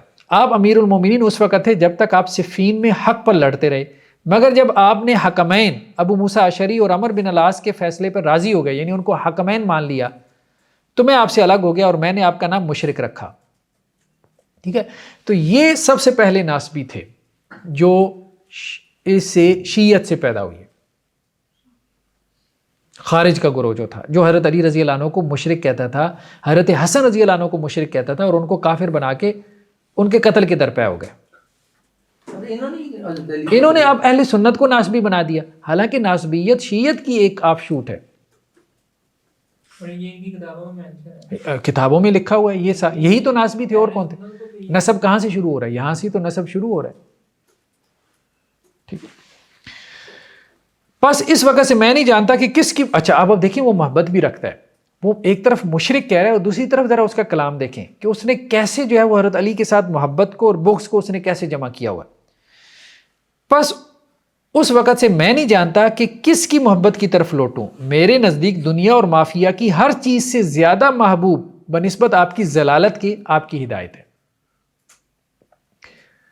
اب آپ سمجھ، یعنی مجھے دنیا میں سب سے زیادہ محبوب کیا ہے کہ اللہ تعالیٰ آپ کو دلالت سے گمراہی سے نکالے، یعنی وہ کہہ رہا ہے حضرت علی رضی اللہ عنہ کو مجھے دنیا میں سب سے زیادہ جو محبوب چیز ہے وہ یہ ہے کہ اللہ آپ کو دلالت اور گمراہی سے نکال کے حق بات کی طرف لے آئے۔ یہاں وہ پہنچے ہوئے تھے۔ ٹھیک ہے، تو مسئلہ یہ ہے کہ جنہوں نے حضرت علی کو امام مان لیا آپ کے بقول، جنہوں نے حضرت علی کی ولایت مان لی، ناسبی تو وہ بنے۔ ٹھیک ہے، تو امامت کا مسئلہ اتنا سیدھا نہیں تھا۔ امامت ماننے کے بعد یہ پھر کفر کیوں پیدا ہوا؟ اچھا یہاں پہ اس روایت میں یہ ہے کہ یہ بعد میں مان گیا تھا، چلیں یہ مان گیا، وہ جن کے ساتھ اسی روایت میں ہے کہ بشارتیں ملی کہ وہ سارے نہروان والے قتل ہو گئے، تو ان میں سے کتنوں نے مانا؟ تو امامت کے تو منکر ہو گئے۔ اگر امامت اتنی واضح نص تھی، یہ کہتے ہیں نا کہ جی امامت تو بڑی واضح اور قطعی نص سے ثابت ہے، قرآن سے ثابت ہے، اگر امامت اتنی واضح نص تھی تو ان کو کیوں نہیں سمجھ میں آ رہی تھی؟ جو جان دینے کو تیار تھے، جانیں دے رہے تھے، لڑنے کو تیار تھے، یعنی انہیں اعتراض یہ نہیں پیدا ہو رہا کہ آپ ہمیں لڑا کیوں رہے ہیں، انہیں اعتراض یہ پیدا ہو رہا ہے کہ آپ ہمیں گھر میں کیوں بٹھا رہے ہیں۔ وہ جو حضرت حسن کے پاس آئے ہیں، اب صلح کیوں کر رہے ہیں؟ ہم تو مرنا چاہتے ہیں۔ جو قربانی دینے کی اس لیول پہ پہنچا ہوا ہو، جن کو آپ امام کہہ رہے ہیں، جو جس کی ایفیلیشن اس حد تک ہو، آپ کہہ رہے ہیں کہ جی اسے بھی سمجھ نہیں آ رہی۔ ٹھیک ہے، اس نے بھی مشرک بنا دیا، امام نہیں۔ اصل میں دیکھیں بات یہ ہے، ہم نے شروع میں بات کی تھی کہ وہ ایز اے پولیٹیکل لیڈر، ہاں یہ بات تھی کہ وہ ایک پولیٹیکل لیڈر کے طور پہ، ایک خلیفہ کے طور پہ، ایک حکمران کے طور پہ یہ چاہتے تھے کہ اہل بیت کو حکمرانی اور سلطنت ملے، بس یہی بات تھی۔ وہ یہ چاہتے تھے، اہل بیت کے ساتھ ان کی محبت تھی، الفت تھی۔ ٹھیک ہے، ایسا نہیں تھا کہ جو امامت کوئی آسمانی حق تھی تو اس کے بعد وہ مشرک ہونے کا فتویٰ کیوں لگانے لگے۔ امام منصوص من اللہ تھا تو حضرت علی ان کو سمجھاتے، بھائی میں تو منصوص من اللہ ہوں، میں تو مرسل الہ ہوں، فرشتہ آ کے مجھ سے کلام کرتا ہے، تم کون ہوتے ہو مجھے مشرک کہنے والے؟ تم کون ہوتے ہو دین کو سمجھنے والے؟ دین تو وہ ہے جو میں سمجھا رہا ہوں۔ یہ لڑ رہا ہے حضرت علی رضی اللہ عنہ کے ساتھ، تو اس کا مطلب کیا ہے؟ انڈرسٹینڈنگ کیا تھی اس زمانے میں جو حضرت علی رضی اللہ عنہ کے ساتھ تھے، یا خود حضرت علی رضی اللہ عنہ کی کیا انڈرسٹینڈنگ تھی؟ حضرت علی رضی اللہ عنہ کی انڈرسٹینڈنگ بھی یہی تھی کہ خلافت ہمارا حق ہے، اہل بیت کا، ٹھیک ہے۔ لیکن مہاجرین اور انصار نے حضرت ابوبکر کو، حضرت عمر کو، حضرت عثمان کو چن لیا رضی اللہ عنہ، تو اس لیے ہم اس پہ راضی ہو گئے، لیکن حق ہمارا تھا، ہمیں چنتے۔ یہی انڈرسٹینڈنگ ان کے فالورز کی بھی تھی، بس اس سے زیادہ کوئی بات تھی نہیں، ورنہ وہ یہاں اتنی ایکسٹریم تک پہنچتی نہیں۔ یہ جو آج بنا لیتے ہیں کہ جی وہ آسمانی حق تھا، اللہ کی طرف سے منصوص تھے، مفترض الطاعت تھے، حجت خداوندی تھے، یہ ساری باتیں وہ کیوں کر رہے ہیں؟ حجت خداوندی کو کوئی مشرک کہتا ہے؟ مفترض الطاعت کے ساتھ کوئی اس طرح سے بحث کرتا ہے، اس کے خلاف تلوار نکالتا ہے؟ سب سے پہلے تو حضرت علی کے ساتھیوں نے ان کے خلاف تلوار نکالی رضی اللہ عنہ۔ نہروان کا واقعہ تو ٹھیک ہے، یہ امامت کے کانسیپٹ کو ختم کر دیتا ہے۔ ہاں، نہروان کا واقعہ تو امامت کے کانسیپٹ کو مطلب ختم کر دیتا ہے، جو آج کا امامت کا کانسیپٹ ہے کہ حضرت علی کی لشکر میں اتنی بڑی تعداد ان کو غلط فہمی ہو گئی، 40,000 اتنی بڑی تعداد کو غلط فہمی ہو گئی، جو ان کے لیے لڑتے مرتے رہے ان کو غلط فہمی ہو گئی کہ حضرت علی منصوص من اللہ سمجھتے تو علیحدہ کیوں ہوتے؟ نہیں، سمجھتے ہی نہیں تھے، نہ حضرت علی نے کبھی دعویٰ کیا، کلیم کیا کہ میں منصوص من اللہ ہوں۔ ہاں، یہ بات تھی کہ امامت ہمارا حق ہے، ہمارے لیے لڑو، تو انہوں نے کہا ٹھیک ہے ہم لڑتے ہیں۔ تو انہوں نے یہی تو کہا کہ بھائی آپ نے کہا تھا کہ امامت ہمارا حق ہے، ہمارے لیے لڑو، ہم لڑنے کے لیے تیار ہوئے ہیں، آپ صلح کر کے بیٹھ گئے۔ اب سمجھ آتا ہے اصل میں بیانیہ نیریٹو یہ تھا، یہ جو ڈیولپمنٹ ہوئی ہے کہ امامت جو ہے کوئی اللہ کی طرف سے اپائنٹ ہوتا ہے امام، یہ ساری بات کی ڈیولپمنٹ ہے۔ جی سر، جو حضرت حسین تھے وہ بھی خود کو سمجھتے تھے اہل کہ مجھے امامت کو ملنی چاہیے خلافت، اسی جی واقعہ نہروان تھوڑا سا نہیں، آگے چلیں، نہیں بالکل ٹائم نہیں، آگے چلیں، مزید کسی اور وقت میں کھولیں گے۔ جی، یہاں پہ یہ ایک اور کتاب ہے، شیعت کا مفہوم اور اس کی ابتدائی تاریخ۔ یہ اصل میں اسماعیلیہ اور جو اثنا عشریہ ہیں ان کے تصور امامت کے اوپر جو ایک پی ایچ ڈی کا تھیسس ہے کہ دونوں میں کیا فرق ہے، دونوں کے تصور امامت میں کیا فرق ہے، اسماعیلی اور اثنا عشری کے تصور۔ خود ایک شیعہ نے یہ پی ایچ ڈی کا ان کا تھیسس ہے، بنیادی فرق کیا۔ تو اب یہاں پہ یہ ذکر کر رہے ہیں کہ امام جعفر صادق کے بعد، وہ میں بعد میں، امام جعفر صادق کے بعد شیعت جو ہے وہ 2 دھڑوں میں تقسیم ہوئی، ٹھیک ہے۔ وہی بات جو ہم نے، بعض شیعوں کا نظریہ تھا کہ امام جعفر صادق کے بڑے بیٹے اسماعیل ان کے جانشین ہیں، تو اس لیے کہ امام جعفر صادق نے ان کے لیے نس کی تھی، یہ ایک لفظ بڑا بولتے ہیں کہ امامت کی نس، تو وہ کہتے ہیں کہ امام جعفر صادق نے امامت کی نس ان پہ کی تھی، بڑے بیٹے پہ۔ نس سے مراد وصیت، ہاں وصیت کہہ لیں، ٹھیک ہے۔ وہ کہتے ہیں نا امامت نس سے ثابت ہوتی ہے نا، ٹھیک ہے۔ زیدیہ نے کہا تھا امامت نس سے نہیں بلکہ انتخاب سے۔ البتہ اصل نزاع صرف اس بات پہ ہے کہ اسماعیلیوں کے نظریہ کے مطابق حضرت اسماعیل حضرت جعفر صادق کے جانشین ہیں، ٹھیک ہے۔ اسماعیلیہ کیا کہتے ہیں؟ حضرت اسماعیل کے ہیں جعفر صادق کے جانشین ہیں، کیونکہ حضرت جعفر صادق نے آپ پر نس کی تھی، جبکہ اثنا عشریہ کہتے ہیں کہ حضرت اسماعیل کا انتقال حضرت جعفر صادق کی زندگی میں ہی ہو گیا تھا، ٹھیک ہے۔ تو اس لیے امام جعفر صادق نے کس پہ نس کی؟ موسیٰ کاظم کے اوپر۔ وہ یہ کہتے ہیں بڑے بیٹے تو یہی تھے، لیکن یہ چونکہ اپنے والد کی زندگی میں ہی فوت ہو گئے تھے تو اس لیے نس بعد میں ہوئی۔ امام جعفر صادق نے مدینہ کے کئی اشخاص کو بلا کے اسماعیل کی موت کی تصدیق بھی کروائی تھی، ٹھیک ہے۔ اس کے برعکس اسماعیلی حضرات اسماعیل کی موت کا ان کے والد کی حیات میں ہونے سے انکار کرتے ہیں، وہ کہتے ہیں نہیں ہوئی، اپنے والد کی حیات میں وہ زندہ رہے، ہاں پوشیدہ ہو گئے تھے، اور والد کی وفات کے بعد وہ فوت ہوئی ہیں، تو اس لیے امامت ان کا حق ہے۔ ان کا کہنا ہے کہ امام جعفر صادق نے حضرت اسماعیل پہ نس کرنے کے بعد عباسی خلیفہ منصور کے ظالمانہ رویہ کی وجہ سے انہیں خفیہ طور پہ سلمیہ، شام میں ایک شہر ہے، وہاں بھیج دیا تھا، جہاں اپنے نہایت خفیہ طور پہ زندگی گزاری۔ حضرت اسماعیل نے انہوں نے شام بھیج دیا تھا، کیونکہ عباسی خلفاء کا ڈر اور خوف تھا کہ وہ جو بھی ان کے بعد امام ہے اس کو وہ قتل نہ کر دیں، کیونکہ ان کو ڈر لگا رہتا تھا حضرت حسین کے بعد کہ یہ ہمارے خلاف کوئی ریوولٹ، کوئی خروج نہ کر دیں، بغاوت نہ کر دیں، تو اس قسم کے ان کو خدشے تھے۔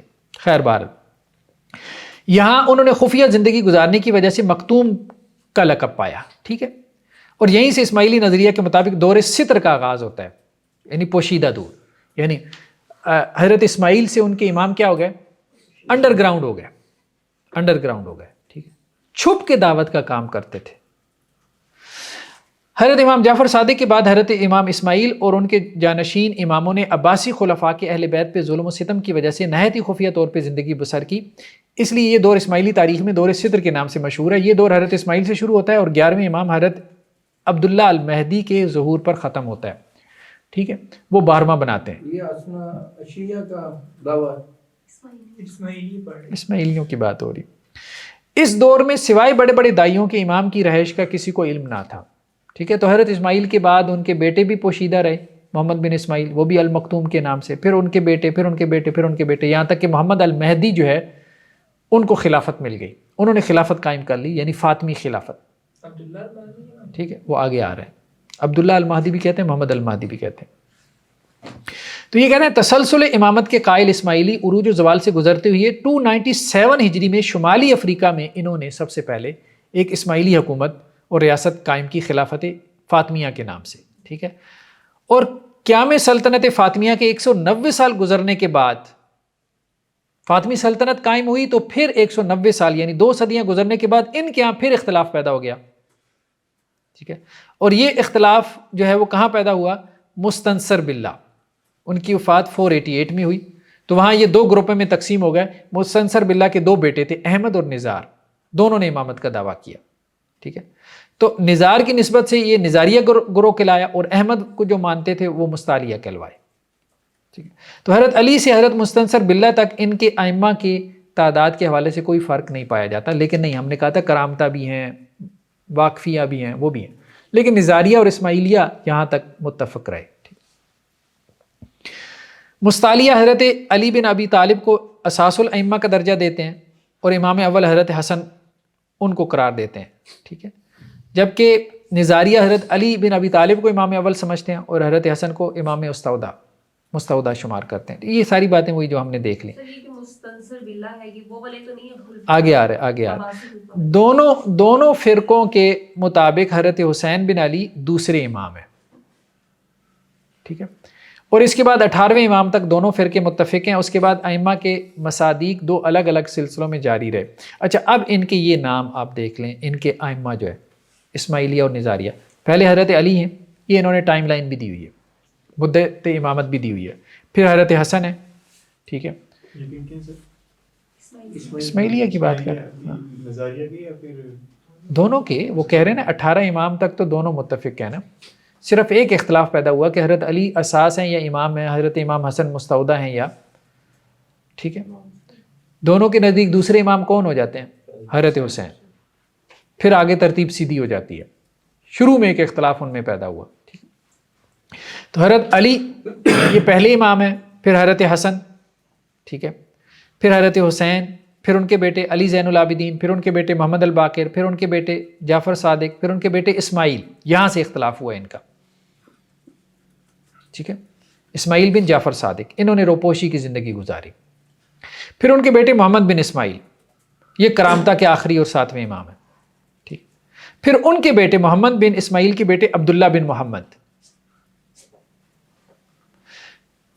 9 ہو گئے، اب یہ 10ویں تھے احمد بن عبداللہ امام تقی، 11ویں تھے حسین بن احمد الرضی امام رضی، 12ویں ان کے عبداللہ المہدی ہیں، ان کو محمد المہدی بھی کہتے ہیں، انہوں نے اصل میں خلافت قائم کر لی تھی، اور انہوں نے مہدی کی حدیثیں ساری ان کے اوپر اپلائی کر دیں 12ویں امام پہ، انہوں نے کہا جی 12 کی تعداد پوری ہو گئی، اور 12ویں نے خلافت بھی قائم کر لی، اور 12ویں کے بارے میں یہی تھا کہ وہ زمین کو کیا کرے گا؟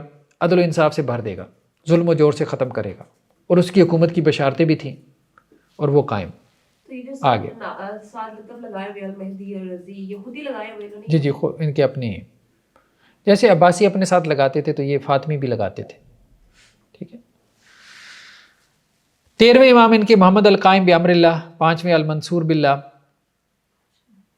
اور 14ویں، اور پھر اس کے بعد 15ویں المعز لدین اللہ، یہ پھر لمبی چوڑی ہے، نزار الحاکم بامر اللہ، ٹھیک ہے، دروزیہ جو ہے وہ یہ ان کے آخری امام ہیں. پھر ان میں آگے ہم نے کہا کہ ڈویژن ہوتی رہی.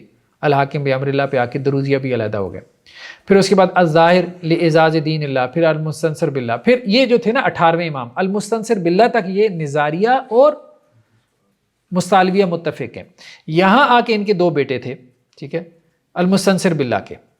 ایک نزار تھے جنہوں نے نظاریہ کو مانا، نزار کو مانا، وہ نظاریہ کہلائے. یہ پھر آگے آج کل جنہیں ہم آغا خانی کہتے ہیں. اور جنہوں نے جو ہے وہ احمد کو مان لیا وہ مستعلویہ کہلائے، وہ بہرے کہلائے. تو نزار، المصطفیٰ باللہ، علی الہادی، محمد المہتدی، حسن القاہر، یہ تعداد جو ہے نا وہ آپ بس پوری کر لیں. الحسن علی ذکر السلام، ٹھیک ہے، نور الدین، جلال الدین، علاء الدین، رکن الدین، شمس الدین، کاشم شاہ، اسلام شاہ، محمد بن اسلام شاہ، مستنصر باللہ، دوم، محمود عبدالسلام، غریب مرزا، ابو ذر علی، مراد مرزا، ذوالفقار علی، نور الدین، خلیل اللہ، شاہ نزار دوم، شاہ سید علی. ٹھیک ہے، ابھی چلتے رہیں آج تک انہوں نے امامت قائم رکھی. حسن علی، قاسم علی، ابو الحسن علی، شاہ خلیل اللہ سوم، حسن علی شاہ آغا خان. یہاں سے آغا خانی شروع ہوئی ہے. یہ 4 آغا خان ابھی تک گزر چکے ہیں. ان کی ہسٹری پہ ہم علیحدہ سے کچھ گفتگو کریں گے اگر ہمیں موقع ملا تو. ٹھیک ہے، علی شاہ آغا خان، سلطان محمد شاہ آغا خان، اور یہ ابھی ان کے 49ویں امام چل رہے ہیں.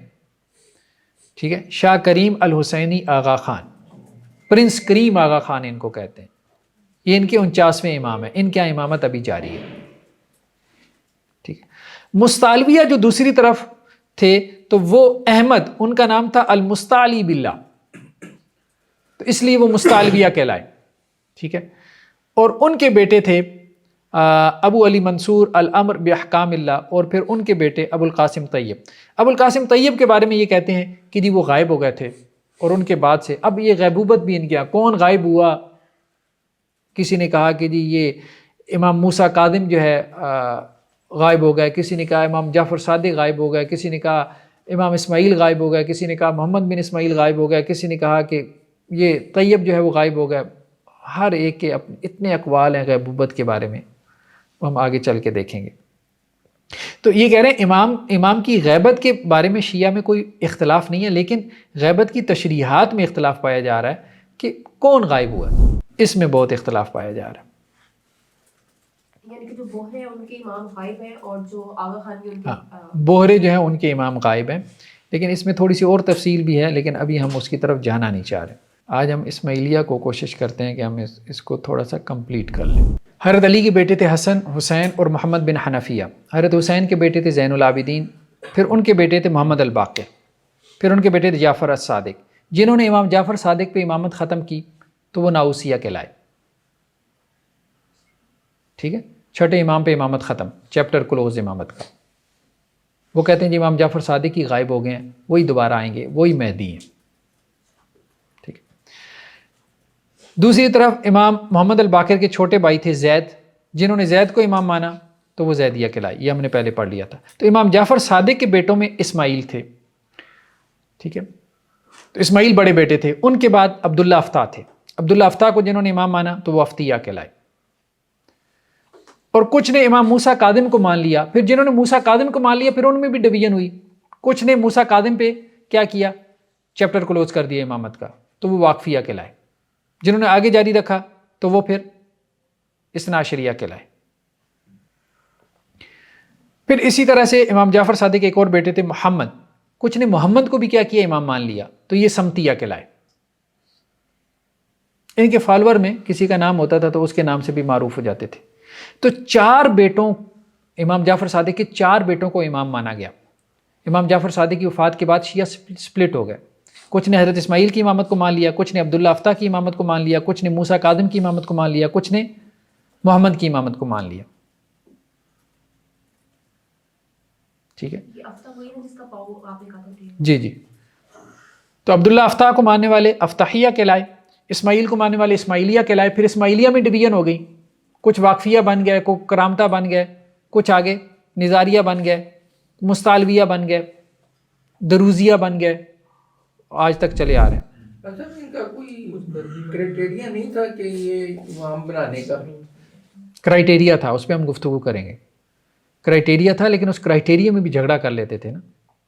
جھگڑا کر لیتے ہیں۔ ابھی یہ وہی کتاب ہے ہمارا اسماعیلی مذہب کی حقیقت اور اس کا نظام۔ اس میں اب یہ والی نص ذرا دیکھیں آپ، اس سے نا بات بہت کھلے گی کہ ان کا اصل میں اختلاف کیا تھا۔ یہ پیج نمبر 153 ہے۔ اسماعیلی اس سارے مسئلے کو کس طرح سے دیکھ رہے ہیں؟ کہتے ہیں کہ جب اسماعیل کی موت کا وقت قریب ہوا، اسماعیل اب کون ہے؟ امام جعفر صادق کے بیٹے، ٹھیک ہے۔ تو آپ نے اپنے والد جعفر صادق کو وصیت کی، کیا وصیت کی؟ کہ آپ ان کے بیٹے محمد کے لیے ایک حجاب مستودع قائم کریں۔ حضرت اسماعیل کی وفات کا وقت جب قریب آیا، اچھا اسماعیلیہ میں بھی اختلاف ہے، کچھ ایسے ہیں جو یہ مانتے ہیں کہ امام جعفر صادق کی زندگی میں ہی حضرت اسماعیل کی وفات ہو گئی تھی، اور کچھ ایسے ہیں جو یہ نہیں مانتے، ان میں بھی اختلاف ہے۔ تو حضرت اسماعیل نے اپنے والد امام جعفر صادق سے کہا کہ آپ میرے بیٹے کے لیے کیا کریں، کوئی حجاب مستودع، وہی مستودع مطلب بیٹا چھوٹا تھا میرا، تو میرے بعد اس کو امام ہونا چاہیے، میرے بعد میرے بیٹے محمد کو امام ہونا چاہیے، تو آپ درمیان میں کسی کو، میں تو جا رہا ہوں دنیا سے، تو آپ کسی کو کیا کریں، آپ نے بھی چلے جانا ہے، تو آپ کسی کو اس کی امامت سونپ جائیں، کسی کو اس کا کفیل بنا جائیں، سرپرست بنا جائیں، امام وہی رہے، امام وہی رہے۔ جیسا کہ ہارون نے موسیٰ کو وصیت کی تھی کہ وہ ان کے بیٹے کے لیے ایک کفیل مقرر کرے، ٹھیک ہے۔ پس موسیٰ نے یوشع بن نون کو ہارون کے بیٹے کے لیے ستر و حجاب مقرر کیا تاکہ ہارون کے بیٹے پوشیدہ رہیں۔ اب وہاں پہ بھی پتہ نہیں پوشیدگی کیوں بناتے ہیں، بس ٹھیک ہے، اور یوشع بن نون ان کی قائم مقامی کریں۔ اسی طرح جعفر صادق نے محمد بن اسماعیل کو میمون بن غیلان کے سپرد کیا، میمون نے آپ کی پرورش کی اور آپ کو چھپا دیا، ٹھیک ہے۔ امام جعفر صادق نے اپنے پوتے محمد کو کیا کیا، میمون کے سپرد کیا، اور میمون ان کی تربیت کرتا رہا، ان کو پال پوس کے بڑا کرتا رہا۔ اس وقت جب آپ میمون کے ساتھ تھے آپ کی عمر 3 سال تھی، اور میمون آپ کے کفیل اور مستودع تھے۔ پھر اسماعیل نے بیماری ظاہر کی، یعنی حقیقت میں آپ بیمار نہ تھے، لوگوں کو دکھانے کے لیے بیمار بن گئے، لوگ آپ کی عیادت کو آنے لگے۔ جب آپ نے اپنی نقلت ظاہر کی تو حضرت جعفر صادق نے آپ کو 3 دن تک کفن پہنا کر رکھا۔ بنی ہاشم میں سے جو شخص آپ کو پرسہ دینے کے لیے آتا، یعنی پرسہ کہتے ہیں وہ افسوس کرنے، ہاں افسوس کرنے، ٹھیک ہے، کنسول کرنے کے لیے آتا، تو آپ اسماعیل کی موت کے متعلق اس سے شہادت لیتے۔ جب تیسرا دن ہوا تو آپ نے اسماعیل کو قبر کی طرف لے جانے کا حکم دیا۔ اس کے بعد آپ نے اسماعیل کا منہ کھولا اور حاضرین سے پوچھا کیا یہ میرا بیٹا اسماعیل نہیں ہے؟ سب نے کہا ہاں۔ آپ نے ان کی شہادت کی تجدید کی اور اسماعیل کو دفن کر کے واپس ہوئے۔ ابو الدوانی کو اس کی اطلاع دی گئی۔ اس کے بعد اسماعیل بصرہ میں ظاہر ہوئے، لوگ آپ کی طرف دوڑتے تھے اور کہتے تھے دیکھو اسماعیل پھر زندہ ہو گیا۔ اب یہ معاملہ سارا سمجھیں کہ اسماعیلیہ کیا کہتے ہیں۔ اسماعیلیہ یہ کہتے ہیں کہ ابو الدوانیک کہتے ہیں، یہ جو عباسی خلیفہ تھا نا ابو جعفر منصور، اس کو کہتے ہیں ابو الدوانیک، ٹھیک ہے۔ دانک اصل میں کہتے ہیں، وہ دانک کہتے ہیں 2 کی رات کو، 1 درہم کا جو چھٹا حصہ ہوتا ہے نا اس کو دانک کہتے ہیں۔ تو یہ اپنے گورنروں سے چھوٹے چھوٹے حساب مانگتا تھا، تو اس کا نام انہوں نے ابو الدوانیک رکھ دیا شیعہ لٹریچر میں، ابو جعفر منصور کو کہتے ہیں۔ تو ابو جعفر منصور کو یہ کہنا چاہ رہے تھے، یہ اطلاع دینا چاہ رہے تھے امام جعفر صادق کہ میرے بعد میرا کوئی بیٹا نہیں ہے جو میری گدی سنبھالے، کیونکہ وہ عباسیوں نے اور انہوں نے، ہم نے دیکھا تھا کہ عباسیوں نے اور فاطمیوں نے مل کے بنو امیہ کے خلاف جد و جہد کی تھی، اور جب کامیابی حاصل ہو گئی تو کیا کیا بنو عباس نے، اقتدار اپنے قبضے میں لے لیا اور فاطمیوں کو سائڈ پہ کر دیا۔ تو اب بنو عباس کو سب سے زیادہ خوف اور ڈر کس سے لائق تھا؟ فاطمیوں سے، کہ یہ ہمارے خلاف کھڑے نہ ہوں، کیونکہ ہم نے دونوں نے مل کے جد و جہد کی بنو امیہ سے اقتدار حاصل کیا اور ہم نے اکیلے اس کو ہڑپ کر لیا، تو اس لیے وہ ان کے اوپر نظر رکھتے تھے اور یہ اپنی باتیں ان سے چھپاتے بھی تھے۔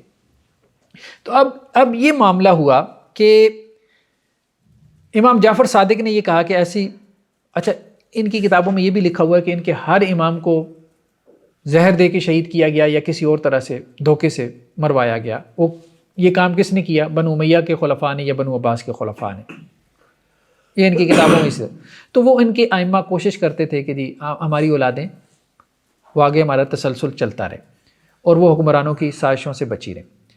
تو امام جعفر صادق نے جب یہ دیکھا کہ میرے بعد اب بڑا بیٹا تو میرا اسماعیل ہے اور اس نے میرے بعد امام بننا ہے، تو امام کو ہم نے بچا کے رکھنا ہے 12ویں تک، کیونکہ 12واں پھر نکلے گا نا تلوار کے زور پہ، وہ تو مہدی ہوگا تو اس کا تو کوئی تو مقابلہ ہی نہیں کر سکے گا، تو 12ویں تک تو ہم نے ذرا حکمت سے چلنا ہے۔ تو امام جعفر صادق نے کیا کیا کہ اسماعیل کی موت کو ظاہر کیا، وہ مرے نہیں تھے، انہوں نے کیا کیا، انہوں نے تقیہ کیا۔ تقیہ کیا کیا کہ اسماعیل بیمار نہیں تھے، بیمار بنے وہ، پھر اس کے بعد ان کی وفات ہو گئی، انہوں نے ان کو کفن پہنایا، کفن پہنا کے، یہ ان کی شیعہ کتابوں میں بھی لکھا ہوا ہے، کافی وغیرہ سے بھی ہم روایتیں دیکھیں گے کہ برہنہ پا جو ہے امام جعفر صادق ان کے جنازے کے آگے چل رہے تھے، ٹھیک ہے، اور جا کے ان کو قبر میں رکھا اور سب سے پوچھا، بلکہ یہ بھی روایتوں میں آتا ہے کہ وہ بار بار چارپائی نیچے رکھتے تھے امام جعفر صادق، چارپائی رکھ کے جو ہے وہ کہتے تھے اپنے فالورز کو ادھر آؤ، کپڑا منہ سے اٹھاتے تھے، کہتے تھے یہ کون ہے؟ آپ کا بیٹا ہے، فوت ہو گیا، ہو گیا۔ عجیب بات تھی کہ یہ بار بار کیوں کر رہے تھے، یہ اثنا عشریہ نے بھی یہ روایتیں لے کے آئے ہیں۔ اس سے اسماعیلیہ نے کہا کہ اصل میں وہ دھوکہ دے رہے تھے، بیٹا فوت نہیں ہوا تھا، تقیہ کیا تھا کہ ابو جعفر منصور مطمئن ہو جائے کہ وارث ختم ہو گیا، وارث نہیں رہا، اور یہ پوشیدہ طور پہ ان کو شام بھیج دیا، چونکہ یہ مدینہ میں تھے تو ان کو شام میں بھیج دیا کہ شام میں جا کے یہ پھر خفیہ طور پہ دعوت کا کام کریں، اپنی امامت کی طرف لوگوں کو چلائیں، اور پھر تسلسل چلے امامت کا، اور 12واں امام آ کے پھر مطلب ان کی ٹھکائی کرے بنو عباس کی، ٹھیک ہے، کیونکہ ساری امیدیں تو پھر 12ویں امام کے ساتھ ہی تھیں۔ 12ویں امام کے اوپر ہم علیحدہ سے، مہدی کے اوپر کیا کانسیپٹ ہے اہل تشیع کے، ہم علیحدہ سے ایپیسوڈ کریں گے۔ تو یہ وہی بات ہے کہ وہ پھر اسماعیل بصرہ میں ظاہر ہوئی ہے، پھر شام میں بھی سلمیہ کے علاقہ وہاں بھی چلے گئے، اور لوگ کہتے تھے کہ جی دیکھیں اسماعیل دوبارہ زندہ ہو گئے، دوبارہ نہیں زندہ ہو گئے تھے، وہ بیسیکلی مرے ہی نہیں تھے، تقیہ کیا گیا تھا۔ سو یہ تھوڑا سا بتا دیں کہ فاطمی انہوں نے کب سے لقب شروع کیا ان کو کہنا؟ فاطمی میرے علم میں نہیں، یہ فاطمہ کی اولاد جو وہ نجیب الطرفین ہونے کی ان وجہ کے سے متعلق ہے۔ نہیں نجیب الطرفین نہیں۔ تو ان کے فاطمی کے علاوہ کوئی اور بھی گروپ تھا، الوی وغیرہ یا کوئی؟ بہت سے گروپ تھے، بہت گروپ تھے، وہ ہم آگے دیکھیں گے آہستہ آہستہ، سارے گروپس کو ہم دیکھیں گے۔ پھر امام جعفر صادق نے کیا کیا، موسیٰ کاظم کو محمد بن اسماعیل اور میمون کا، جس کو آپ نے محمد بن اسماعیل کا باپ بنایا تھا، حجاب قائم کیا۔ اب دیکھیں پورا نظام ہے۔ امام جعفر صادق نے کیا کیا کہ اپنے بیٹے اسماعیل کو اپنا بنایا، ٹھیک ہے، نائب بنایا، امام بنایا، امامت ان کو دی، اور ان کے بعد کس کو امامت ملی؟ محمد بن اسماعیل کو۔ اب اصل امام کو چھپانے کے لیے کہ ابو جعفر منصور اس تک نہ پہنچ پائے، تو انہوں نے ایک تو یہ کام کیا کہ محمد بن اسماعیل جو ہے نا، اس کا باپ کس کو بنایا؟ میمون کو، کہ امام تک جس نے پہنچنا ہے تو وہ میمون کے ذریعے پہنچے گا، ٹھیک ہے۔ اور موسیٰ کاظم کو کیا کیا تھا؟ چھوٹے بیٹے کو امام جعفر صادق نے کیا کیا تھا؟ ان کو انہوں نے اس کا حجاب بنایا۔ یہ ان کے ہاں ایک اصطلاح ہے، حجاب، یعنی اصل امام پردے میں رہے، چھپ جائے، اصل امام کی طرف جو ہے وہ عباسیوں کی یا امویوں کی نظر نہ جائے، وہ پردے میں رہے، وہ چھپا رہے، وہ پوشیدہ رہے، اور حجاب کی طرف نظر چلی جائے، حجاب کو بھلے امام اڑا بھی دے، حکمران اڑا بھی دے تو کوئی حرج نہیں، دوسرا بیٹا قربان بھی ہو جائے کوئی حرج نہیں، امام تو بچ گیا ہے نا۔ تو وہ یہ کہتے ہیں اسماعیلی کہ اصل میں اصل امام یا امامت جن کو انہوں نے دی تھی، ٹرانسفر کی تھی امام جعفر صادق نے جس بیٹے کو، وہ اسماعیل تھے، اور اسماعیل کے بعد محمد بن اسماعیل کو، اور ان کا حجاب کس کو بنایا تھا؟ موسیٰ کاظم کو، یعنی موسیٰ کاظم کو اپنی مسند پہ بٹھا دیا، موسیٰ کاظم کو اپنی مسند پہ بٹھا دیا تو موسیٰ کاظم سے یہ سمجھنے لگے کہ میں امام ہوں۔ یہ اسماعیلیوں کا دعویٰ ہے۔ ہاں، اب بات سمجھ رہے ہیں کہ انہوں نے اس کو کیسے کیا، اب آگے وہ اس کو کیسے بیان کر۔ پیچھے دو بھائیوں کا بھی مکالمہ پڑا تھا نا کہ وہ کہہ رہے تھے کہ امام وہ ہوتا ہے جو عملی کرے، تو یہ نہیں کہ وہ یہ دونوں تھے، امام کا وہ اور تھے امام باقر علی زین العابدین۔ اب یہ کہہ رہے ہیں کہ اکثر شیعہ جو طریقے کے مخالف تھے ان کی جماعت میں داخل ہو گئے، امام موسیٰ کاظم کے، انہوں نے مسمہ کو چھوڑ کے اسم اختیار کیا، یعنی نام کی طرف چلے گئے، ٹھیک ہے، اور معنی کو ترک کر کے لفظ پر کنایت کی، ٹھیک ہے، انہوں نے مطلب ایک ہے لفظ اور ایک ہے معنی، تو معنی اصل ہے نا، لفظ تو اصل نہیں ہے، وہ کہتے ہیں مغز کو چھوڑ کے چھلکے کی طرف متوجہ ہو گئے، وہ یہ ان کا کہنا ہے۔ صادق نے کیا کیا؟ صادق علیہ السلام نے اپنے پوتے کا منزلہ چھپایا، یعنی ان کا مقام اور مرتبہ چھپایا، اور میمون کو اور اس کے بیٹے عبداللہ کو ان کا کفیل مقرر کیا۔ اب میمون اور اس کے بیٹے نے ولی اللہ کے لیے ایک دار ہجرت کی جستجو کی، یعنی ان کو شام بھیج دیا۔ اور شیعوں کی یہ حالت تھی کہ ان میں عقائد کے لحاظ سے اختلاف پڑ گیا، کسی نے یہ خیال کیا کہ امامت الٹی لوٹی، کسی نے موسیٰ کو جو ہے وہ امام مان لیا، کیونکہ ولی اللہ نے اپنے بیٹے کو چھپا کے موسیٰ کو ان کا حجاب مقرر کیا تھا۔ موسیٰ قائم ہوئی اور اکثر شیعہ ان کے ساتھ ہو گئے۔ مولانا جعفر صادق کے ہر بیٹے نے خود اپنے لیے امامت کا دعویٰ کیا، اس تلبیس کی وجہ سے دشمن کو ولی اللہ کا پتہ نہیں چلا۔ یعنی یہ جو 4 بیٹوں نے امامت کا دعویٰ کیا تھا نا، تو انہوں نے کہا یہ بھی بڑا اچھا ہو گیا، جو اصل امام تھا وہ چھپ گیا تھا، وہ پس پردہ چلا گیا تھا، اور انہوں نے امامت کے دعوے کر دیے تھے، تو اب عباسی خلفاء ان کے پیچھے پڑ گئے تھے۔ تو اس طرح اللہ کی حکمت ظاہر ہوئی اور اصل امام چھپ گیا۔ اور موسیٰ کاظم کو ان کے والد نے اپنی مسند پہ بٹھایا تھا، اس لیے بٹھایا تھا کہ وہ حجاب بن جائیں اصل امام کا، محمد بن اسماعیل کا، لیکن انہوں نے خود سے اپنے لیے امامت کا دعویٰ کر دیا۔ اور جو لوگ امام جعفر صادق کے فالور تھے انہوں نے بھی ان کو امام سمجھنا شروع کر دیا، حالانکہ وہ عارضی طور پہ ان کو بٹھایا گیا تھا حجاب بنانے کے لیے، ایک دھوکہ دینے کے لیے۔ اب آگے چل کے یہ کیا کہتے ہیں؟